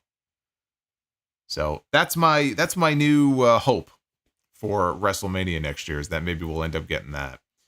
But again, an enjoyable show on the whole. Not as good as the last couple of weeks, and definitely not as good as last week. The CM Punk sit-down interview was one of the highlights. The New Day segment was the other highlight. Second week in a row that the highlights of the shows are talking segments. They're not matches. The in-ring was very weak on this show. It's all about what flavor of ice cream you like. If you like vanilla ice cream and you're more a fan of the in-ring, this was not the show for you. If you like chocolate ice cream and pretty much everything else, I think you probably would enjoy this show. Saturday night's main event is coming up this weekend, and I'm going to be covering it live. As soon as the show is over, I think it's 8 to 10 p.m., so probably 10:30-ish, I'll be live here on YouTube. I expect you to be here as well. I'm super excited for this show. The little kid in me is excited, but the card itself is pretty freaking solid. You got Sami Zayn, one-on-one with Drew McIntyre. You've got Liv Morgan and Io Sky for the Women's World Championship. And now that I've talked this title change into my head, I'm going to be disappointed if we don't get one. We have the finals of the Women's United States Championship Tournament, so we're guaranteed a new champion on that show. Triple threat match for the World Heavyweight title. Gunther defends against Finn Balor and Damian Priest. And Cody Rhodes defends the WWE Championship. Speaking of titles that I think should change hands, defends against Kevin Owens. And Jesse the Body Ventura will be on the broadcast team to be a part of all the action on Saturday night. I can't wait. What did you think of Raw from Wichita, Kansas? 83% thumbs up, 17% thumbs down is the current poll results. As it stands, at Solomonster is where you can go vote. I am the Lord. Shut the fuck up. Timing is impeccable. Fuck that tree. Matt's timing is impeccable. Thank you, Matt. She's a brick house. She's mata. She's letting it all hang out. Donnie Yasu. Thank you for the super chat. Let's begin with your messages. Sheldon says, I want Kairi Sane as champion at some point. I hate to break it to you, brother. I don't think that's on the horizon. I don't know. I just don't think that's going to be happening. But don't give up hope.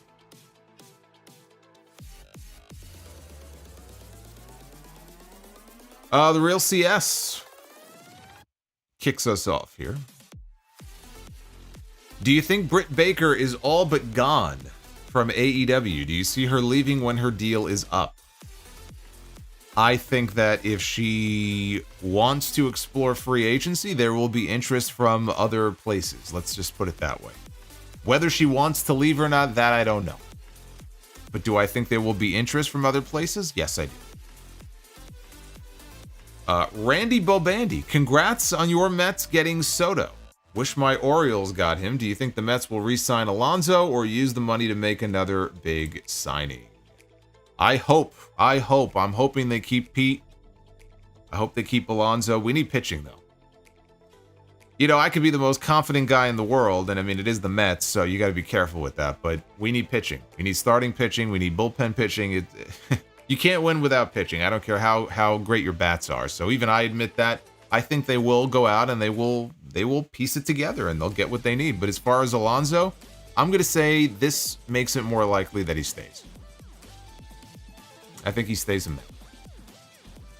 Jerome Eugenio, what is your favorite Saturday night's main event episode? Episode, huh? Full episode. It's an interesting question. My favorite episodes were actually the main events. So those live Friday night specials, like the one where Andre beat Hogan. My all-time favorite one was the explosion of the Mega Powers. That was the one from February of '89. That's my all-time favorite. As far as an actual Saturday night's main event, here's one for you. You can go check it out on Peacock. Here's my recommendation.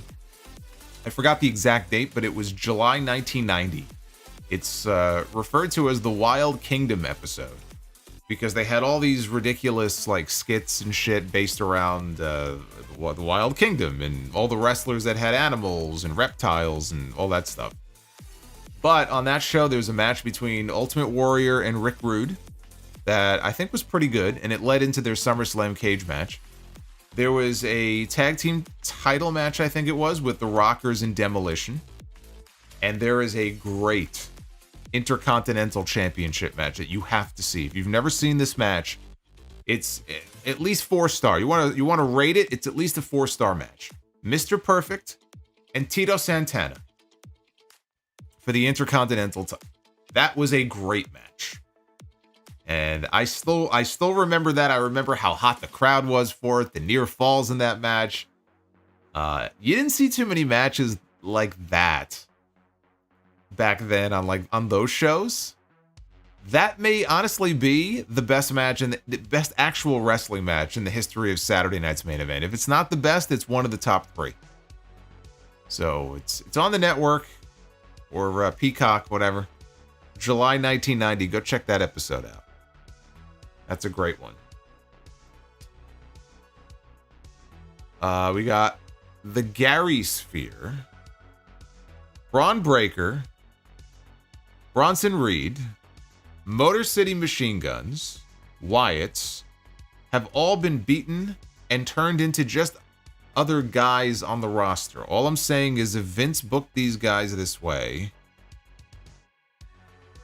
Gary, With a tear in my eye.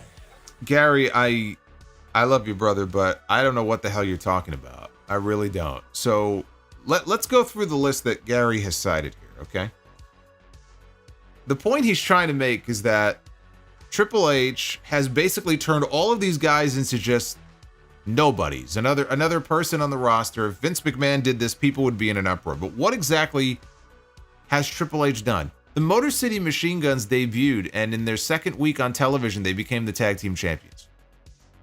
They've lost a grand total of 1 match so far. You mentioned the Wyatts. The Wyatts just lost their first match. You don't mention American Made? American Made would have been a gimme in this super chat. You don't even mention American Made. They lose every fucking week. I'd agree with you on that. The Wyatts just lost their first match. Braun Breaker. Braun Breaker's doing pretty well, I'd say. Why? Because he got beat by Jey Uso? Or he got beat by Sami Zayn? I didn't agree with him being beaten by Sami Zayn, but he came back pretty strong from that. Bronson Reed? Are you kidding me? Bronson Reed is just another guy on the roster? It's in the middle of the biggest push of his career. He was just in the main event of Survivor Series. I have no idea what you're talking about. Those are like the worst examples that you can use to try to prove your point. I have no idea what you're talking about. But you can definitely find other people on the roster that you could cite, like a Chad Gable or people like that, but I can't agree with you on that. Those are horrible examples to use.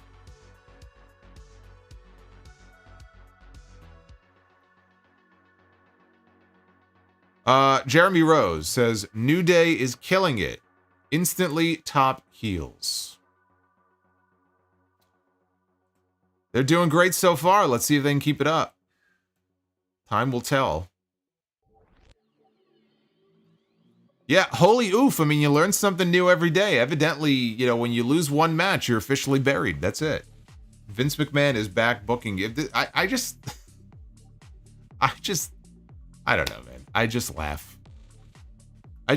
Like, again, it's one of these things where, and he didn't use the word buried, but so many people do. When you lose 1 match, oh, they're buried. That's it.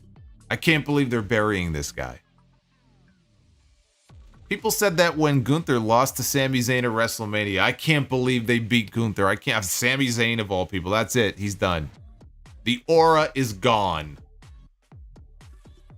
I mean, come on. Don't be silly.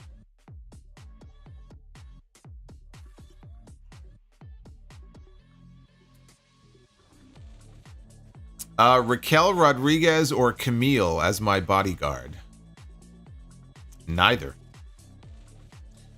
I'm getting a 7-foot-tall, jacked up dude to watch my back. But if I had to choose between the two of them, I suppose I would go with Raquel, since, you know, Camille is a klutz. Justin G, anything that makes the Dodgers and Yankees cry is a big W for this Giants guy. We love you, Soto. Yes, we do. It's no longer we love you, Solo. It's we love you, Soto. Base Beer says Mets will always be little brother to the Yankees. Not anymore. Guess who just took over the back page? It's okay though. I mean, the Yankees fan. Look, I look as a Mets fan. I understand it. The Yankees fans right now, they're in denial. They're in a period of mourning. They're very upset. They're very upset. I'm trying to stifle my smile here, but they're very upset, and I understand. Like, I get it. You know, I get it. It's gonna be okay. It's gonna be all right. You play second fiddle for a few years at least. You'll get used to it. Retro KOH says, How long before this Juan Soto signing becomes another comical space on the Mets bingo card? This is too good to be true.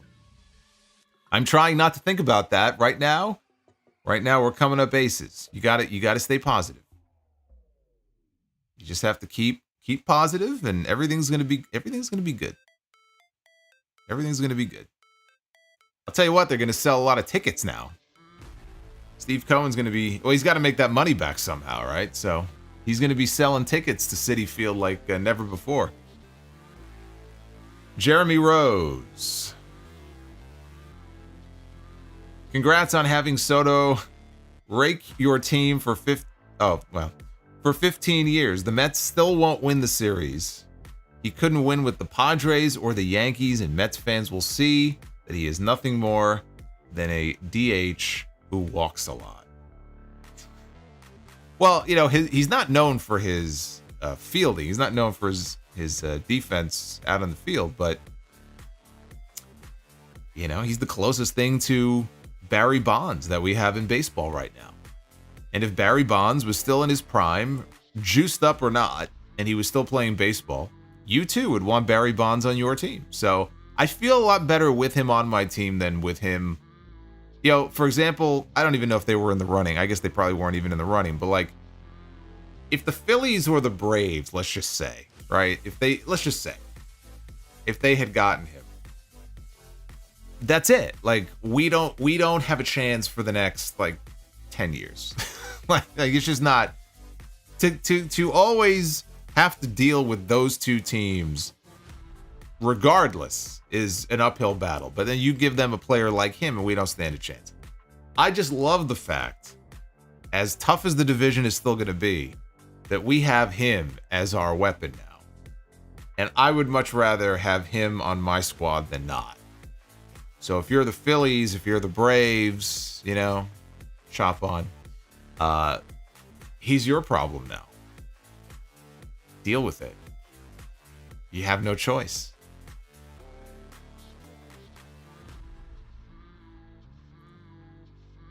Derek J. Speaks. Kofi saying, we could have hit E with a chair, implying we should be grateful last week wasn't worse. Whole new level of evil gaslighting. He was just saying, hey, I don't know why you're so upset. We could have beaten him over the head with a friggin' sledgehammer. We could have done all these horrible things to him, and we didn't. We were on our best behavior. We just beat him up with words. Why are you so angry? Like, I love the way they played it. Like, they were genuinely surprised. Like, I can't understand why all you people are upset with us. Uffman Entertainment. I love you, Solo, and now I love you, Soto. Let's go, Mets. That's right. That's right. Braves are not going to win the NL8. No, they're not. No, they're not. Chris Ludek. I remember in 2001, A-Rod got $252 million over 10 years, and people lost their shit over that. Now that's like nothing for a star. Look, I'm not saying that these numbers aren't just ridiculous. But there were people who were like 15 years, right? He's not going to make it to the end of that contract. Well, look, you can't predict someone's health, but like the guy's just turned 26 years old. I'm not expecting to get 15 great years out of him. But you would think as long as he could avoid some kind of catastrophic career-ending injury, you're going to probably get a solid 7, 8, 10 years. You could get a solid 7, 8, 10 years out of the guy. If we get a solid 5 years out of this guy and we win a couple of championships, I'm okay with that.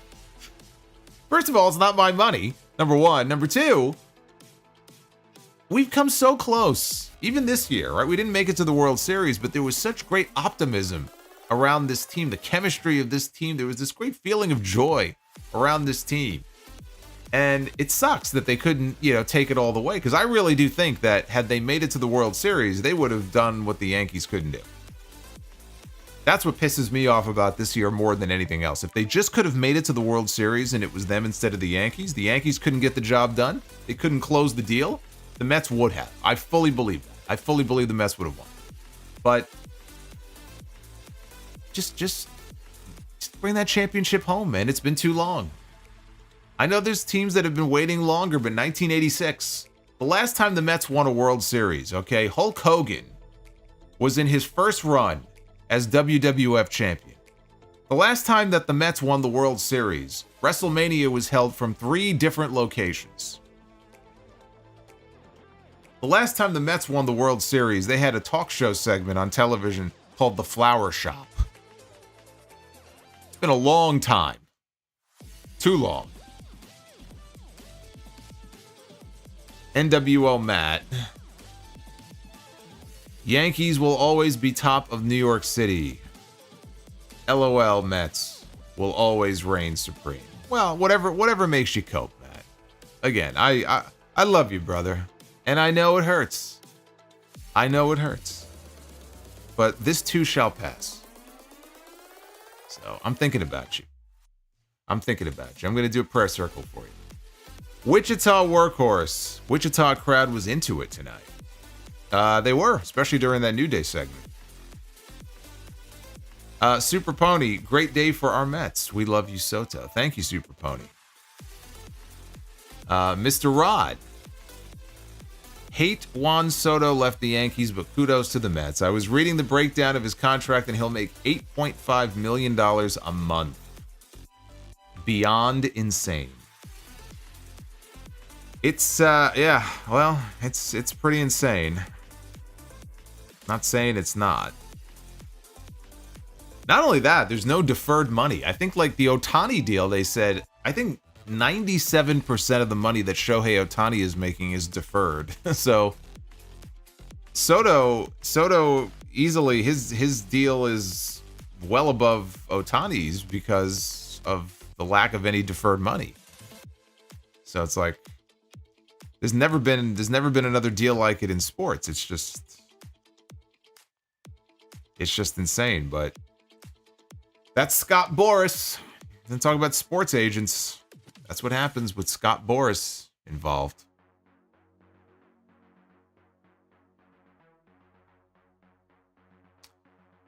Morton says, New Day sucks. Die Rocky die. Insert 1997 Rocky Maivia heel promo. Is this the revival of the Nation of Domination? Hashtag long-term storytelling by The Rock. It's not. But it would be an interesting thought if after all these years we get the version of New Day that people thought we were going to get at the beginning, which was basically like a knockoff of the Nation of Domination. The thing is that it's completely unnecessary. They don't need to go that route with it. You know what I find funny also about some, not all Yankee fans, like I feel like more of my friends than not are Yankee fans and not Mets fans, but all these Yankee fans who I'm sure if George Steinbrenner, forget Hal and Hank and whatever, please, they're not their father.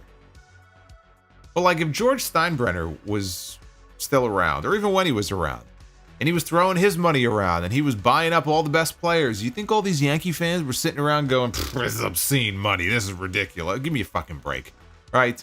They were fielding an all-star team every year. That's why they won all those championships.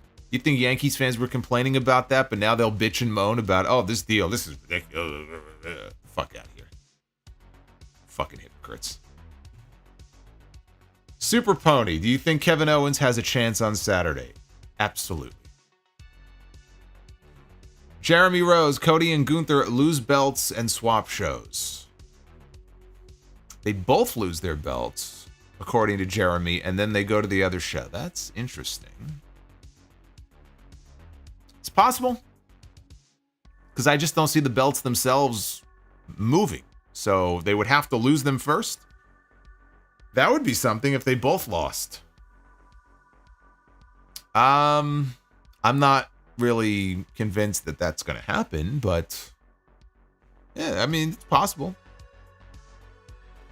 Base Beer is, when are we getting the Solomonster crypto coin? Never. Solomonster doesn't do crypto. Nah, maybe. Seth looking like he killed Sully from Monsters, Inc. I see. I knew that reminded me of something. I said Cookie Monster. It wasn't Cookie Monster. I was thinking of Sully. That's what I was thinking of.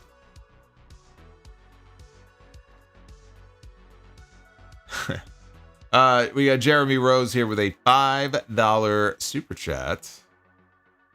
Says, do you think they made the match triple threat so Gunther can lose the belt without taking the pin and then win the Rumble or the Elimination Chamber? I don't. Gunther is not winning the Royal Rumble and he is not winning the Elimination Chamber. I do not believe.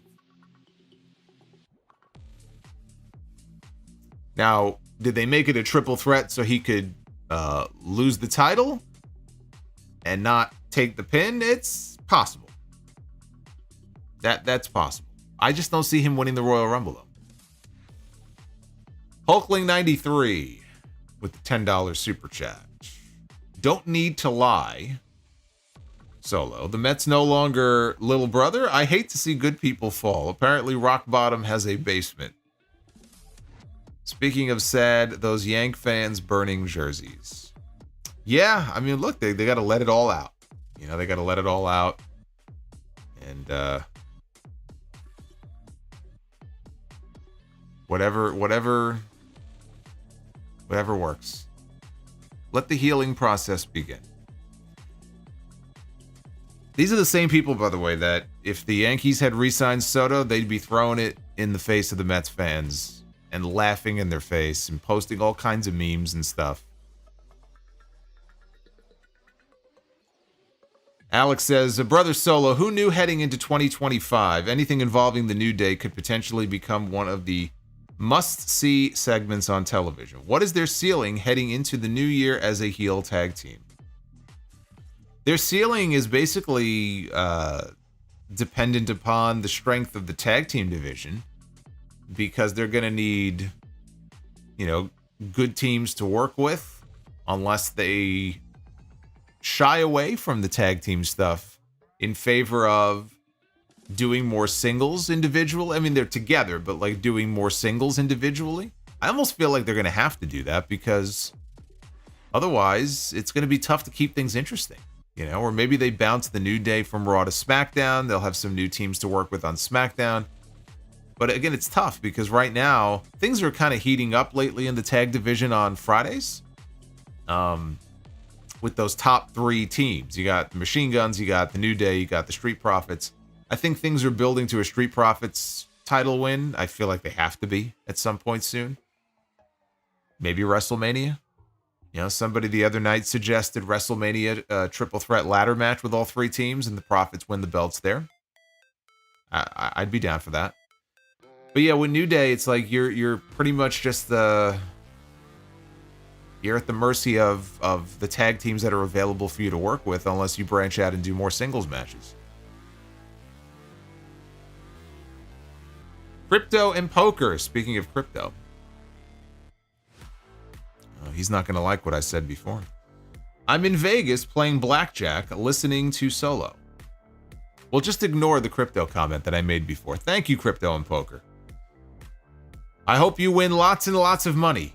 Although if you win lots and lots of money, they're probably going to want to have a chat with you at the casino.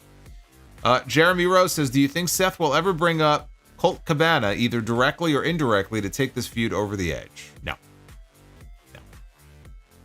And I don't think that he has to. He might allude to Cabana by saying something about, you know, kind of burning through friends. Like maybe like a indirect reference kind of like that, but like throwing Colt Cabana out there? Nah, I don't think so. Arabian Night. You feel AEW focuses too much on great in-ring and not much story weekly versus WWE, who tell great stories and very limited in-ring. I wish there was a balance. I wish there was a better balance on some of these shows too. But when I'm watching the weekly television shows, like it's different with the pay-per-views. With the PLEs, with the pay-per-views, there's an expectation that you're going to get some great in-ring action. Those big shows are supposed to pay the stories off in the ring. And AEW kills it on most of their pay-per-views. Now, they may be too fucking long, And I wish they didn't feel the need to squeeze so many matches into a show. But you can't deny that their pay-per-views, when it comes to in-ring action, almost always deliver. WWE's had some really good shows this year too, but it's not universal. Like, they're all going to be great. All the matches are going to be great. That's not the case. But that's for pay-per-views. With the weekly shows, I just want to be entertained. I just want the show to breeze by. And if you can do that with promos instead of great banger matches, I'm fine with that. I don't need banger match after banger match after banger match, because that could get fucking boring if you don't have those other segments to support that. So right now, WWE is just doing a better job. Like, I watch both shows. I'm a fan of the product, both products. And watching the shows week to week right now, I'm getting more out of the WWE shows. You know, there's just more to be excited about. There's more to be interested in right now. And there was a point in time where it was the opposite. And it was, especially in the early years of AEW, when WWE was still suffering under the thumb of the dictator McMahon, that AEW was providing something that WWE wasn't. And it was exciting and it was different. And it was the place to be, and everybody wanted to jump ship and go there. And that's a big part of why they had that early success, and a part of why they don't anymore. That does play a part in why the product feels so cold. You know, you can't just rely on that as an excuse, but that is absolutely part of the problem here, where WWE got hot, they got better, they improved in areas that they needed to improve in. And you have wrestling fans that in some cases, they're content to just watch one product. They don't watch everything. So you lost some of those people because WWE got good again. It's like, all right, things are better now. Come on over, you know, come on back.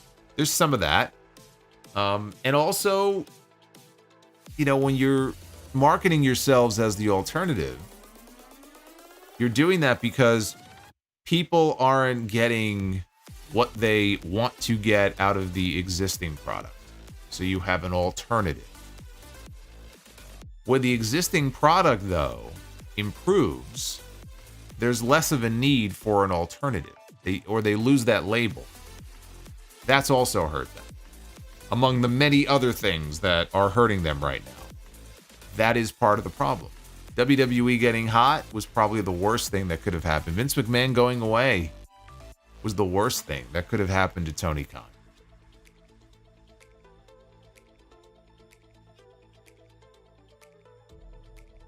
Brandon with the $50 Gunther bomb from earlier tonight. Brandon, thank you very much. You get a round of applause from me. Hey, Solomonster, sorry the super chat is overdue. You're doing a great job. Humor me. Punk asked Heyman to insert him into the Roman Reigns Rock match. Would be a nice callback to what Rock did last year publicly and behind the scenes in 2013. What are your thoughts? It would be. For those who kind of know that story, yeah, I mean, it would be. But I don't think that's the story they would tell on television. So is his favor going to be that I want to be in the match because I need my WrestleMania main event? I don't see that. I don't see it. I don't see... First of all, I don't see them doing Rock and Roman when they finally do it and then inserting anybody into that. If anybody was going to be inserted, the only name that would make sense is Cody Rhodes. You know, the Punk and Rock stuff, I feel like it's in the past. I'd be surprised if they work together at all, like any kind of a program or a match. I don't see it happening. If anybody was going to be inserted into that, it's going to be Cody. But I just don't think they would want to insert anybody. I think when the time's right, they're going to do Rock and Roman, and that's going to be their big match that they wanted to do last year. Or this year. Well, they wanted to do it last year, and then they wanted to do it again this year. They're going to get their fucking match at some point. And Punk is not going to be involved in that match. Right? It's not like the way you explain it. It makes sense, but I don't see it happening. Trill Mexican with the $5 super chat. Billy the Marlin would wipe the floor with Mr. Met. Besides that, love the review and thanks as always. Go Marlins. You don't see too many of those around here. Marlins or Marlins fans. We don't have any Marlins here in New York.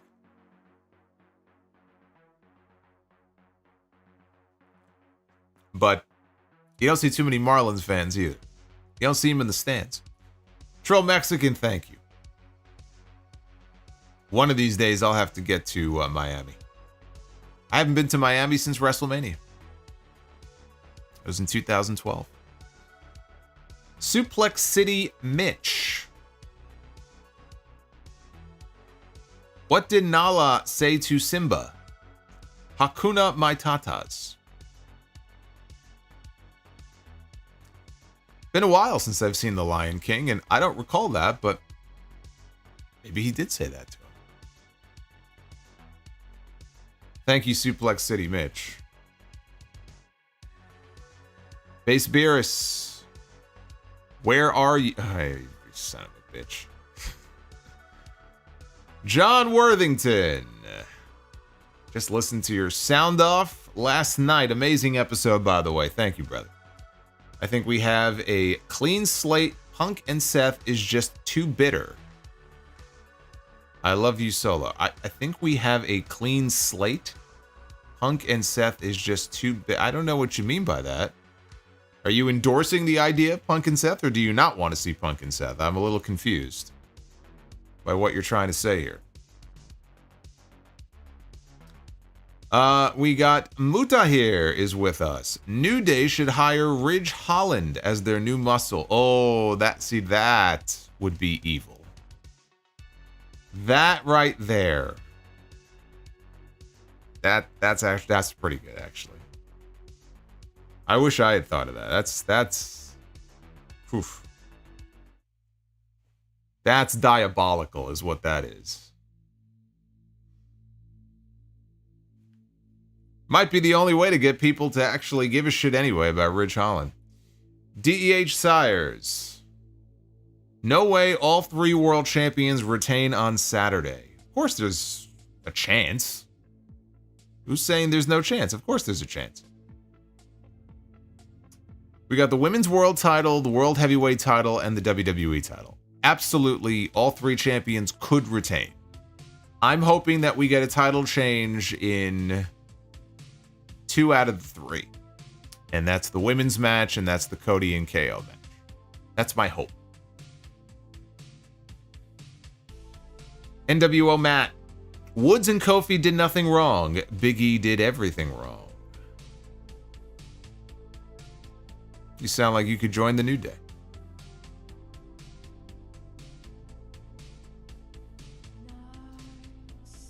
You know, I love how people point out that P. Diddy performed at WrestleMania 29, forgetting that he was also at WrestleMania 28. He came out to introduce, I think it was Machine Gun Kelly,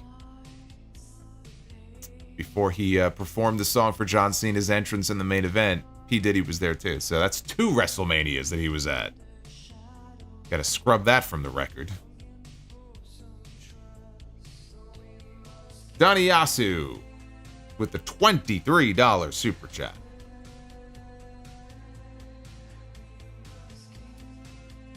I was on Instagram today and came across a reel about Bret Hart playing the genie in a live stage performance in Aladdin. What the fuck? Is there an obscure role that you know a wrestler had that made you do a double take and did not believe it at first? Yeah, the Bret Hart thing in Aladdin was years ago. I mean, an obscure wrestling role. I'm trying to think of one that jumps out at me, but I don't know.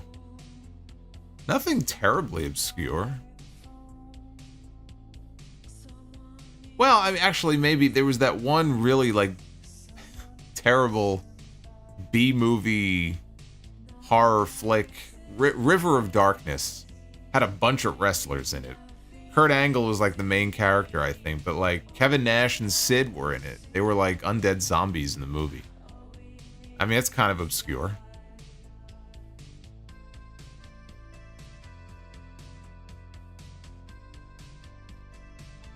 Blue Yeah, I keep thinking your name is Blue Onion. Blue Neon, whatever. Nathan Jones in Troy. He says Nathan Jones in Troy. The Wrestler says Goldberg and Looney Tunes back in action was weird. Hogan and Gremlins 2. Well, yeah, I guess Hogan and Gremlins 2. It's kind of obscure. That's probably my favorite one. I just love how he's sitting in the movie theater in his gear, watching the movie with popcorn in his hand. Like he's in his tights, he's got the belt around his waist, fucking bandana on. I just like to think that that's how he used to go to the movies, just dressed like that.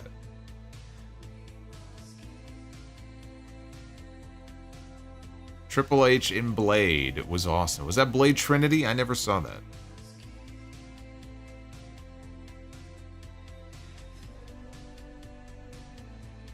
Kevin Nash. Oh, yes, of course. I take back what I just said. The most obscure, the greatest obscure wrestler appearance. Was he even wrestling at that point? I guess he would have been. Kevin Nash was Super Shredder in Teenage Mutant Ninja Turtles 2. Of course, I love Super Shredder. Super Shredder is the shit, man.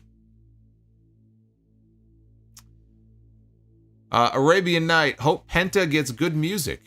His AEW theme was fire. Well, I'm sorry to say, Penta will be in the hands of Def Rebel if he goes to WWE. So, I wouldn't hold my breath on that. The True Kings Media says, my mom passed away last year. Her and I are big wrestling fans, and when she missed a show, she would listen to your podcast. Thank you for doing what you do. True Kings, I'm very sorry for your loss. And that's very heartwarming knowing that she would listen to the podcast whenever she would miss the shows. That's actually awesome.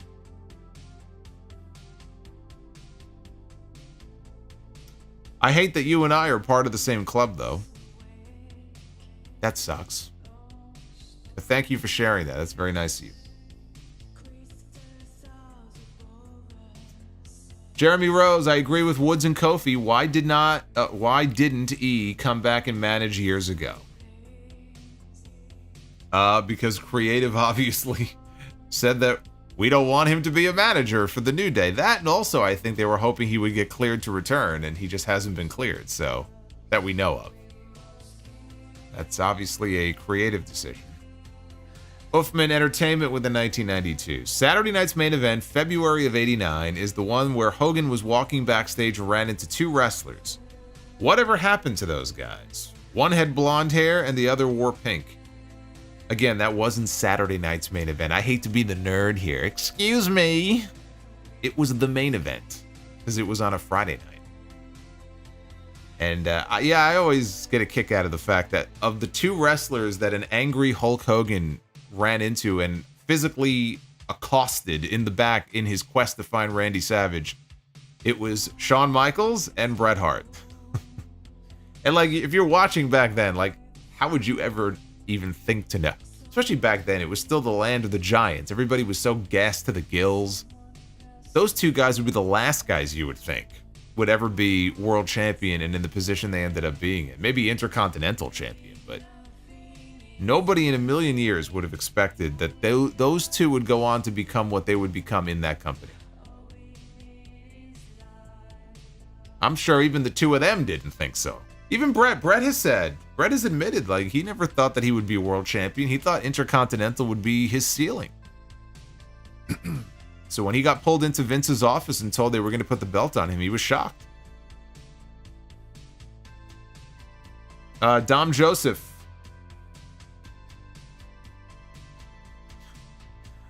I can hear Luke Gallows calling Solo a nerd.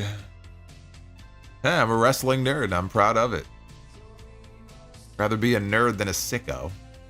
Dom Joseph, what if Tommy Dreamer killed Paul Heyman at WrestleMania 17? Well, this just got very dark. WrestleMania 17. Where would wrestling be nowadays? It wouldn't be where it is now. I think it would have killed the wrestling business for years if something like that would have happened. Look at the impact the Benoit stuff had. You know, I mean, it was a dark period there for a while in wrestling. Now imagine a guy on live pay-per-view at the biggest event of all time literally blowing another man's brains out. You don't think that's not going to have an effect on business? We're going to scare people away and scar them for life from the product? It would have been awful.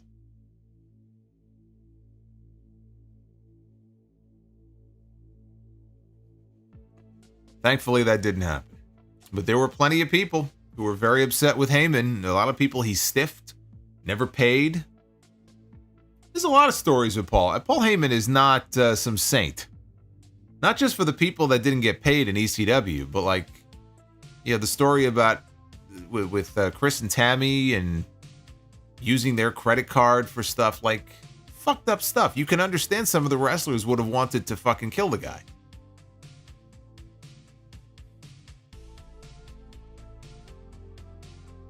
Richie, for years I always wondered why the Undertaker face expression looked bothered after his match with Hulk Hogan at Survivor Series 1990, even though he beat Hulk Hogan, but now I know why. I don't remember him looking bothered. I just watched that match literally the other day. They uploaded it to the Vault channel recently, so I watched it. He didn't look bothered. He looked dead. I mean, he was rolling his eyes in the back of his head. It was like he was cursing under his breath. Because again, he didn't know until he got to the back. Like Hogan was acting like he was hurt, and then he realized, oh shit. Like I hurt the guy. That's it. I'm done. My career's over. That didn't happen until he got to the back. So what would he have been bothered by?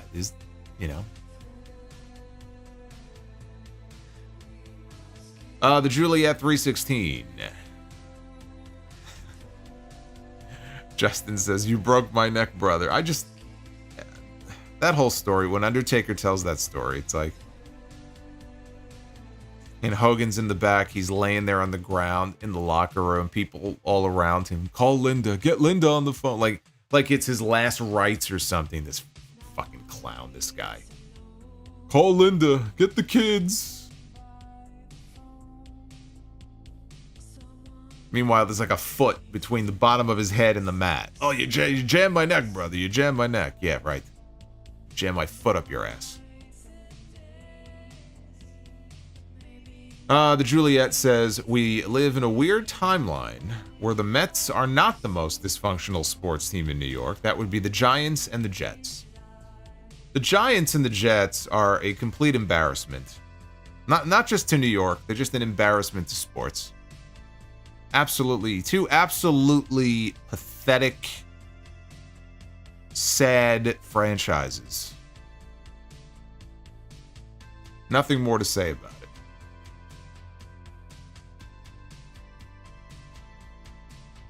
The Gary Sphere. To elaborate a little on my chat from earlier, I just think dominance elevates talents. Not saying they are buried. For example, I think Reed would have gained more by beating Rollins clean in Saudi. Well, that's sensible because I said the same thing. The problem is you can't have everybody as dominant as, let's say, Gunther. Gunther was dominant for so long and undefeated for so long on the main roster. And that's great. But if you do that with 3 or 4 different people at the same time, well, now it's not so special anymore. So that's one consideration you have to make. Also, losing a match is not necessarily something that's going to, kind of, again, not to use the word buried, but something that is going to be a huge negative on someone's push. If it is done the right way. When Bronson Reed lost, I didn't agree with it. I wouldn't have done it. But think of what they did with him in that match. It was a weird thing. It was like, okay, he can't win this match. Now, why he couldn't win, I'll never know. If Rollins was going into a world championship program immediately after, then I can understand it, but he wasn't. It's like, well, he can't lose this match, so let's see if we can come up with the best way to make him just look as strong as possible in defeat. So Rollins had to throw everything at this guy, including a super stomp off the top rope. And then even when the match was over, Reed gets back up.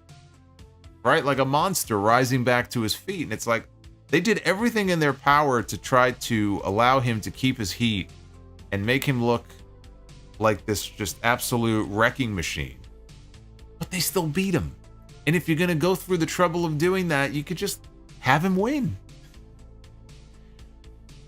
But that's not the story they wanted to tell. They wanted to tell the story of Rollins just barely gets by the skin of his teeth.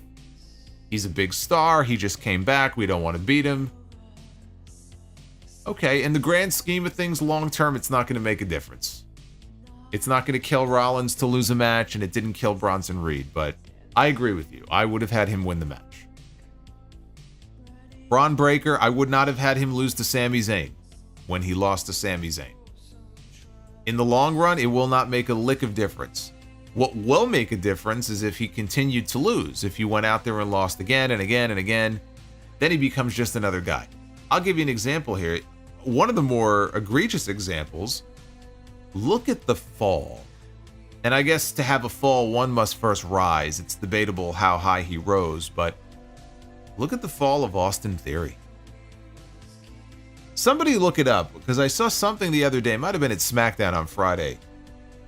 Austin Theory had a dark match.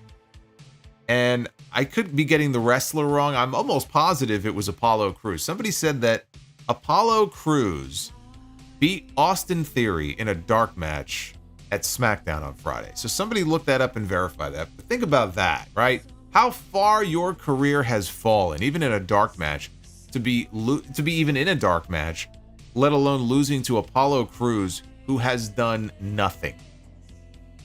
This is Austin Theory. This is the guy, this was Vince McMahon's pet project. He was doing segments with Vince McMahon on TV.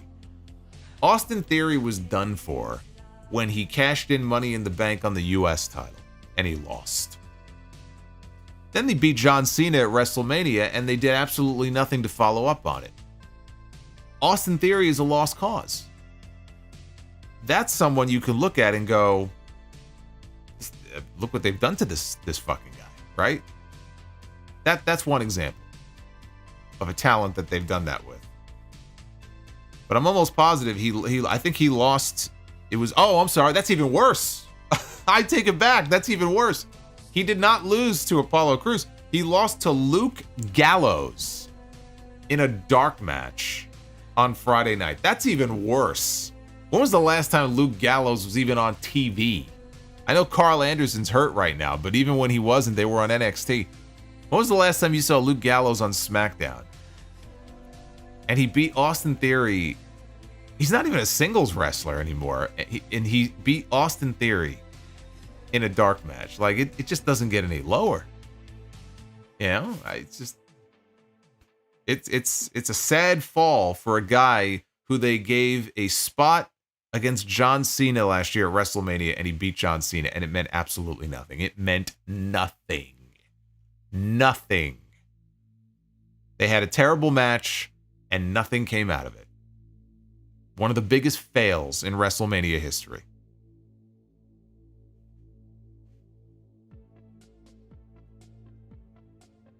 Uffman says, last time the Mets won the World Series, I was 5. I'm 43 now, he says. It's been a long time.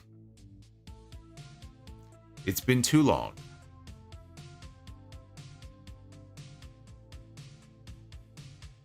Been far too long. Arabian Night. I really wish WWE would have Sami win the 2025 Royal Rumble. He deserves it. In a world title run, he's been the MVP of WWE for 2 years. In my opinion, he is overdue, and he has earned it. Well, I got news for you. If Kevin Owens does win the WWE Championship this weekend, Sami Zayn could win the Royal Rumble. Or he could win the Elimination Chamber, which just so happens to be in Canada. And then he can get his title shot against Kevin Owens, who said on Friday to Michael Cole that he'll cross that bridge when the time comes, as far as Sami Zayn is concerned. So if that's what you're hoping for, there's a way to do it where it actually can make perfect sense. And of all people, for him to win that first world championship from on the main roster, it could be Kevin Owens, which I feel like would be kind of poetic.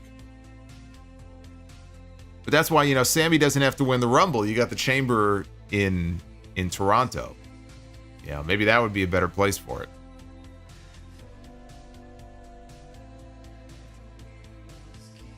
Theory could go for the Speed title. I don't even think he could win the Speed title.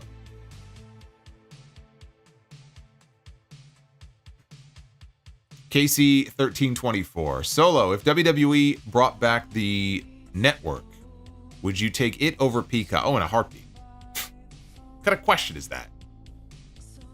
I miss the network so much. The interface, the search function, just it's so much better. It was so much better than Peacock.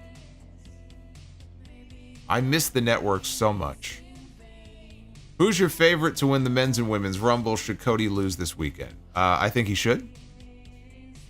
And, well, we just talked about one possibility for the men's Rumble. And Sami Zayn. I don't know who my favorite is right now. I haven't thought about it. For the women, if Io Sky doesn't win the championship this weekend, I would love for it to be Io. But there's another woman who is lurking in the shadows. DEH says, do you see Fraxium and Sol Ruka's performance at Deadline? I saw Sol Ruka's. I didn't see Fraxium's. Sol Ruka does some amazing flips. You know, she's a great gymnast. She's a tremendous talent, right? She played volleyball. Wasn't that her thing? I think her flips are incredible. Her finish is great. The Soul Snatcher. I saw her do a double Soul Snatcher. It might have been to Julia and Stephanie. She did a double Soul Snatcher in that Iron Survivor match. But she's very talented. Slim Yoshi. Glad you saw the light when it comes to who should win between Io and Liv. Also, here's an interesting fact. Rhea and Io had one match on the Mae Young Classic, 2 in NXT, 1-on-1. Rhea has never beaten Io. Well, I would like to see her correct that at WrestleMania next year. I would love to see that match. Charlotte in the Bank. You know what the ultimate Charlotte in the Bank moment would be? I don't want to give them any ideas. Let's say they save Charlotte's return for the Royal Rumble. Who knows? They may have her on that first Netflix Raw, even though I think she's technically on SmackDown. But like if they saved it for the Rumble, right? We get 30 women, and there's a heel, whoever it is, she thinks she's won, and then there's a countdown. She's cashed in her Charlotte in the Bank, number 31. Charlotte Flair, and she comes in and she wins the Royal Rumble. Not that I'm advocating for this or anything. Donovan Payne. Hey, Solomonster, big fan of the sound off. Keep doing your thing and putting out quality content. I'm going to try. It says, buy or sell Austin Theory in AEW or Hook in WWE. If Hook goes to WWE, he's got to go to NXT. Hook does not belong anywhere near the main roster. Austin Theory in AEW sounds like a terrible idea. Not that it could be that much worse, but it could always be worse. And I don't see him doing much better in AEW. I just don't see him being somebody whose style would be in line with what Tony Khan would love to push. I just don't see it.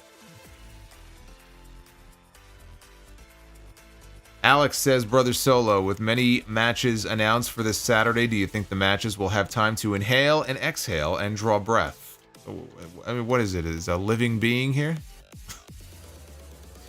Well, you're going to have commercials, so it feels like a PLE, but unfortunately, you're going to have those NBC commercials to deal with, so yeah, it'll have time to breathe. You want to go grab a snack, you want to go use the men's room or the ladies' room. You'll have time to do that because there's going to be commercials up and down the card.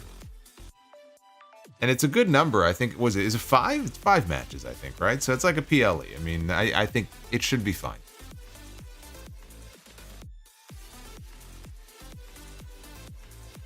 Yeah, you know what? I'm just going to call you Blue Onion from now on, dude, because he says Austin Theory would fit more in TNA. I actually agree with that. More so than AEW. I think he would do better. I think he would fare better in TNA.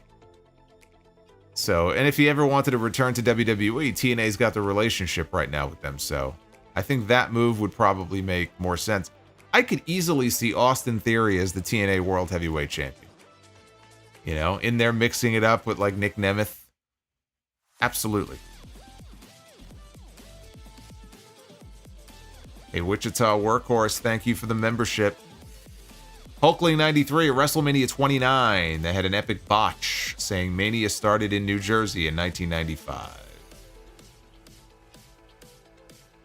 Had an epic botch? Who did? You did? I didn't hear WWE say that.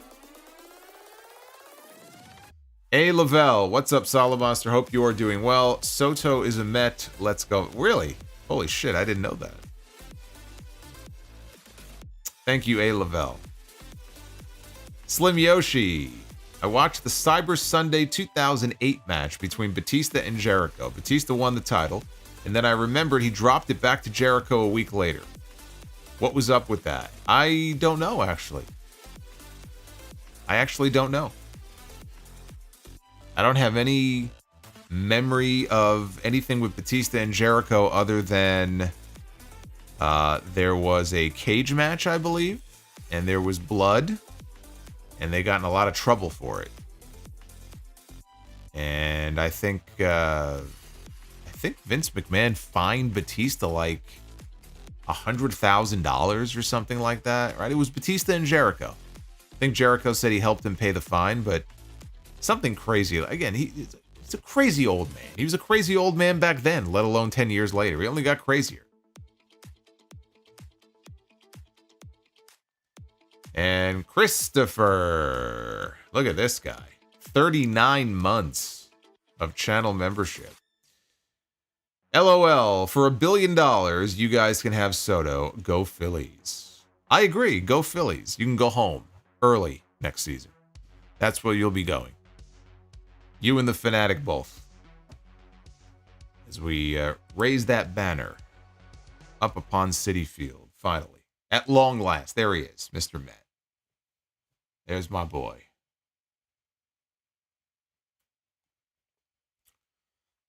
Some good questions, man. Good questions. Good discussion. I like it.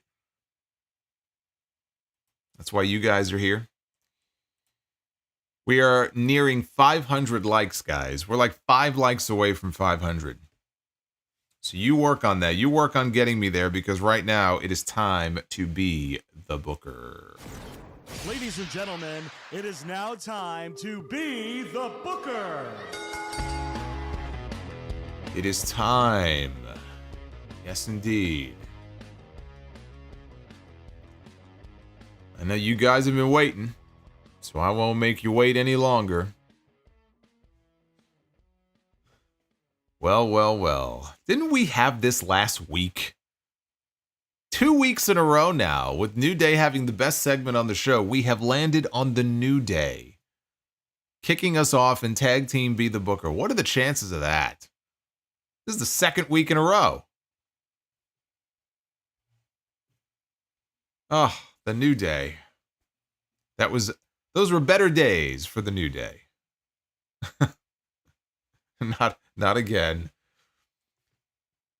All right, New Day going to be taking on Bo and Blake, the Beverly Brothers. And I'll tell you what, I'm giving that a bell because for one reason and one reason only. These guys had one of the most vicious finishing maneuvers that I have ever seen. It is the Shaker Heights Spike. And there are compilations on YouTube of the Shaker Heights Spike, if you want to see what I'm talking about. Just for that alone, I'm going to give it the bell. Because if they can hit the Shaker Heights Spike, I'm going with the Beverly Brothers to beat the New Day and be the Booker. That was a devastating hold. Not even a hold. I mean, they just propelled the guy up in the air and literally just took him like by the head and just slammed him down head first into the mat. Just brutality. Very, very reckless. But that's what they did to the jobbers back then, man. They didn't give a shit. The Steiner brothers. You ever see the Steiner brothers in the ring with a couple of job guys? Like, the liberties they took with these guys. I mean, it's just, it's ridiculous. All right, women's Be the Booker. It's going to be a triple threat match. Look at that. We have our first stipulation. All right, we got 3 ladies that we have to pick here for women's Be the Booker. Our first one is Ms. Money in the Bank, Tiffany Stratton. Wouldn't that be something if Tiffany Stratton cashed in her Money in the Bank this weekend? Hadn't thought about that. She could technically do that. Tiffany Stratton. We have Emma. All right. Tiffany, Emma, and Raquel Rodriguez. I don't like that match. Yeah. I just don't think that's a good combination. All right, we need a good main event here. Okay? We need a good main event. Come on. Come on now. All right. It's this guy. We already know who's going over. It is the 14-time heavyweight champion. 13 times? 14 times. Triple H in the main event. He wouldn't have it any other way. I was booking the card for tonight. I got a knock at my door in my office. I opened the door. It's Triple H. He wants to know what the plan is for tonight. Am I in the main event and am I fucking going over? Those are the only 2 questions he had for me. I said yes and yes, and he slammed the door.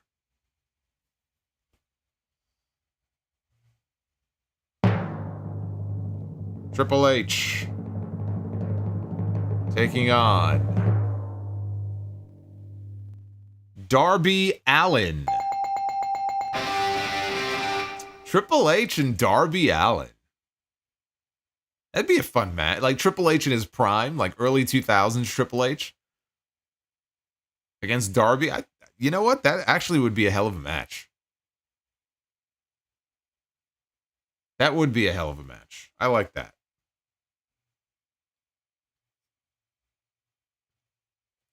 Two out of 3. That's a good Be the Booker. Not a great Be the Booker, but that's a good Be the Booker. That's a main event we've not had any, prior Be the Bookers with Triple H and Darby Allin. I don't know that either one of them have been in a Be the Booker main event before.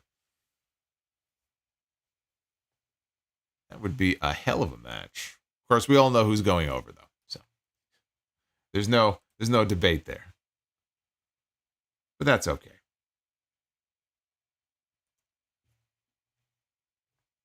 And we've got Richie with the $5 super chat. Says, the Vince tongue swap with Trish and Sable, was that necessary? Why did he have to do the tongue swamp?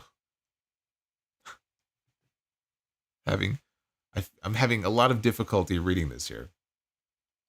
Let me start over again. This is what it says. The Vince tongue swamp with Trish and Sable, was that necessary? Why did he have to do the tongue swamp if it was storytelling?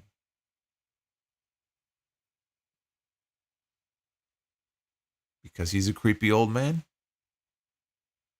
What's a tongue swamp? I don't know what that is. I've not heard of that before. A tongue swamp. That sounds disgusting.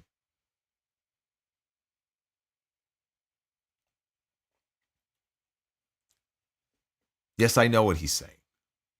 God. Pro Wrestling Fan 1995 says, Raw was all right tonight. Sadly, I was not able to watch last week's show. Great stream. Thank you. Well, you missed a great one last week. You should go back and check out those 2 segments from last week, if nothing else. Oh, boy. Tongue Swamp. Anyway, thank you for the great stream tonight. Didn't realize we were over 2.5 hours into this show, man. Mr. Met's got me all flustered here. I'm so excited. The next time I'm live with you on this channel will be Wednesday night. We're going to be talking AEW Dynamite. Of course, Friday night as well for SmackDown. And I will be live on Saturday night after Saturday night's main event, which I'm very much looking forward to. And I'll be with JD on his channel for Tuesday Night Titans tomorrow night. Much to discuss going on in the wrestling world these last few days. What happens when you get a Mets fan and a Braves fan together? We'll find out tomorrow night, but hit that like button on your way out. We got one final super chat here from Tassie. What is your favorite wrestling t-shirt? And what is your favorite Mets jersey? I had a Mike Piazza jersey many years ago. I don't have it anymore. Favorite wrestling t-shirt is probably the one that I got more reaction to than any other shirt I've ever worn in my life, which is just the original black and white Austin 316. There's a reason why the Austin 316 shirt and the NWO shirt are the 2 most popular shirts in wrestling history, and I have both of them. And the NWO logo is very cool, but I got to go Austin 316. Never in my life have I worn a wrestling t-shirt and gotten more of a reaction just from people on the street than years ago when I was younger and I was walking around wearing that Austin 316 shirt.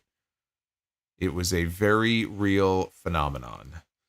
And Navy 4181. Will Bo Dallas end up as the brother of Pins? No. I think he's going to be okay. For a while, I think he's going to be okay.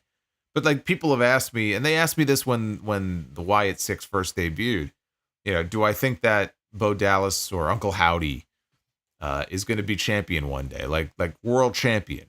No. No, he won't. But is he going to be the eater of pins like Bray was? I think they're going to do better with him on that front than they were doing with Bray when he was losing every big match he was ever in. I think Uncle Howdy's going to be okay. All right, I'll see you guys back here on Wednesday night. Check out episode 890. 91, right? How many shows have I done? 891. There you go. I don't even know. Go check out episode 891 of the podcast as well. I saw that we were the top 3 wrestling episode of any kind on all of Apple Podcasts today. The first 2, both episodes of Jim Cornette. Fucking Cornette. One of these days, Corny, your ass belongs to me. I'll see you guys on Wednesday night. Take care.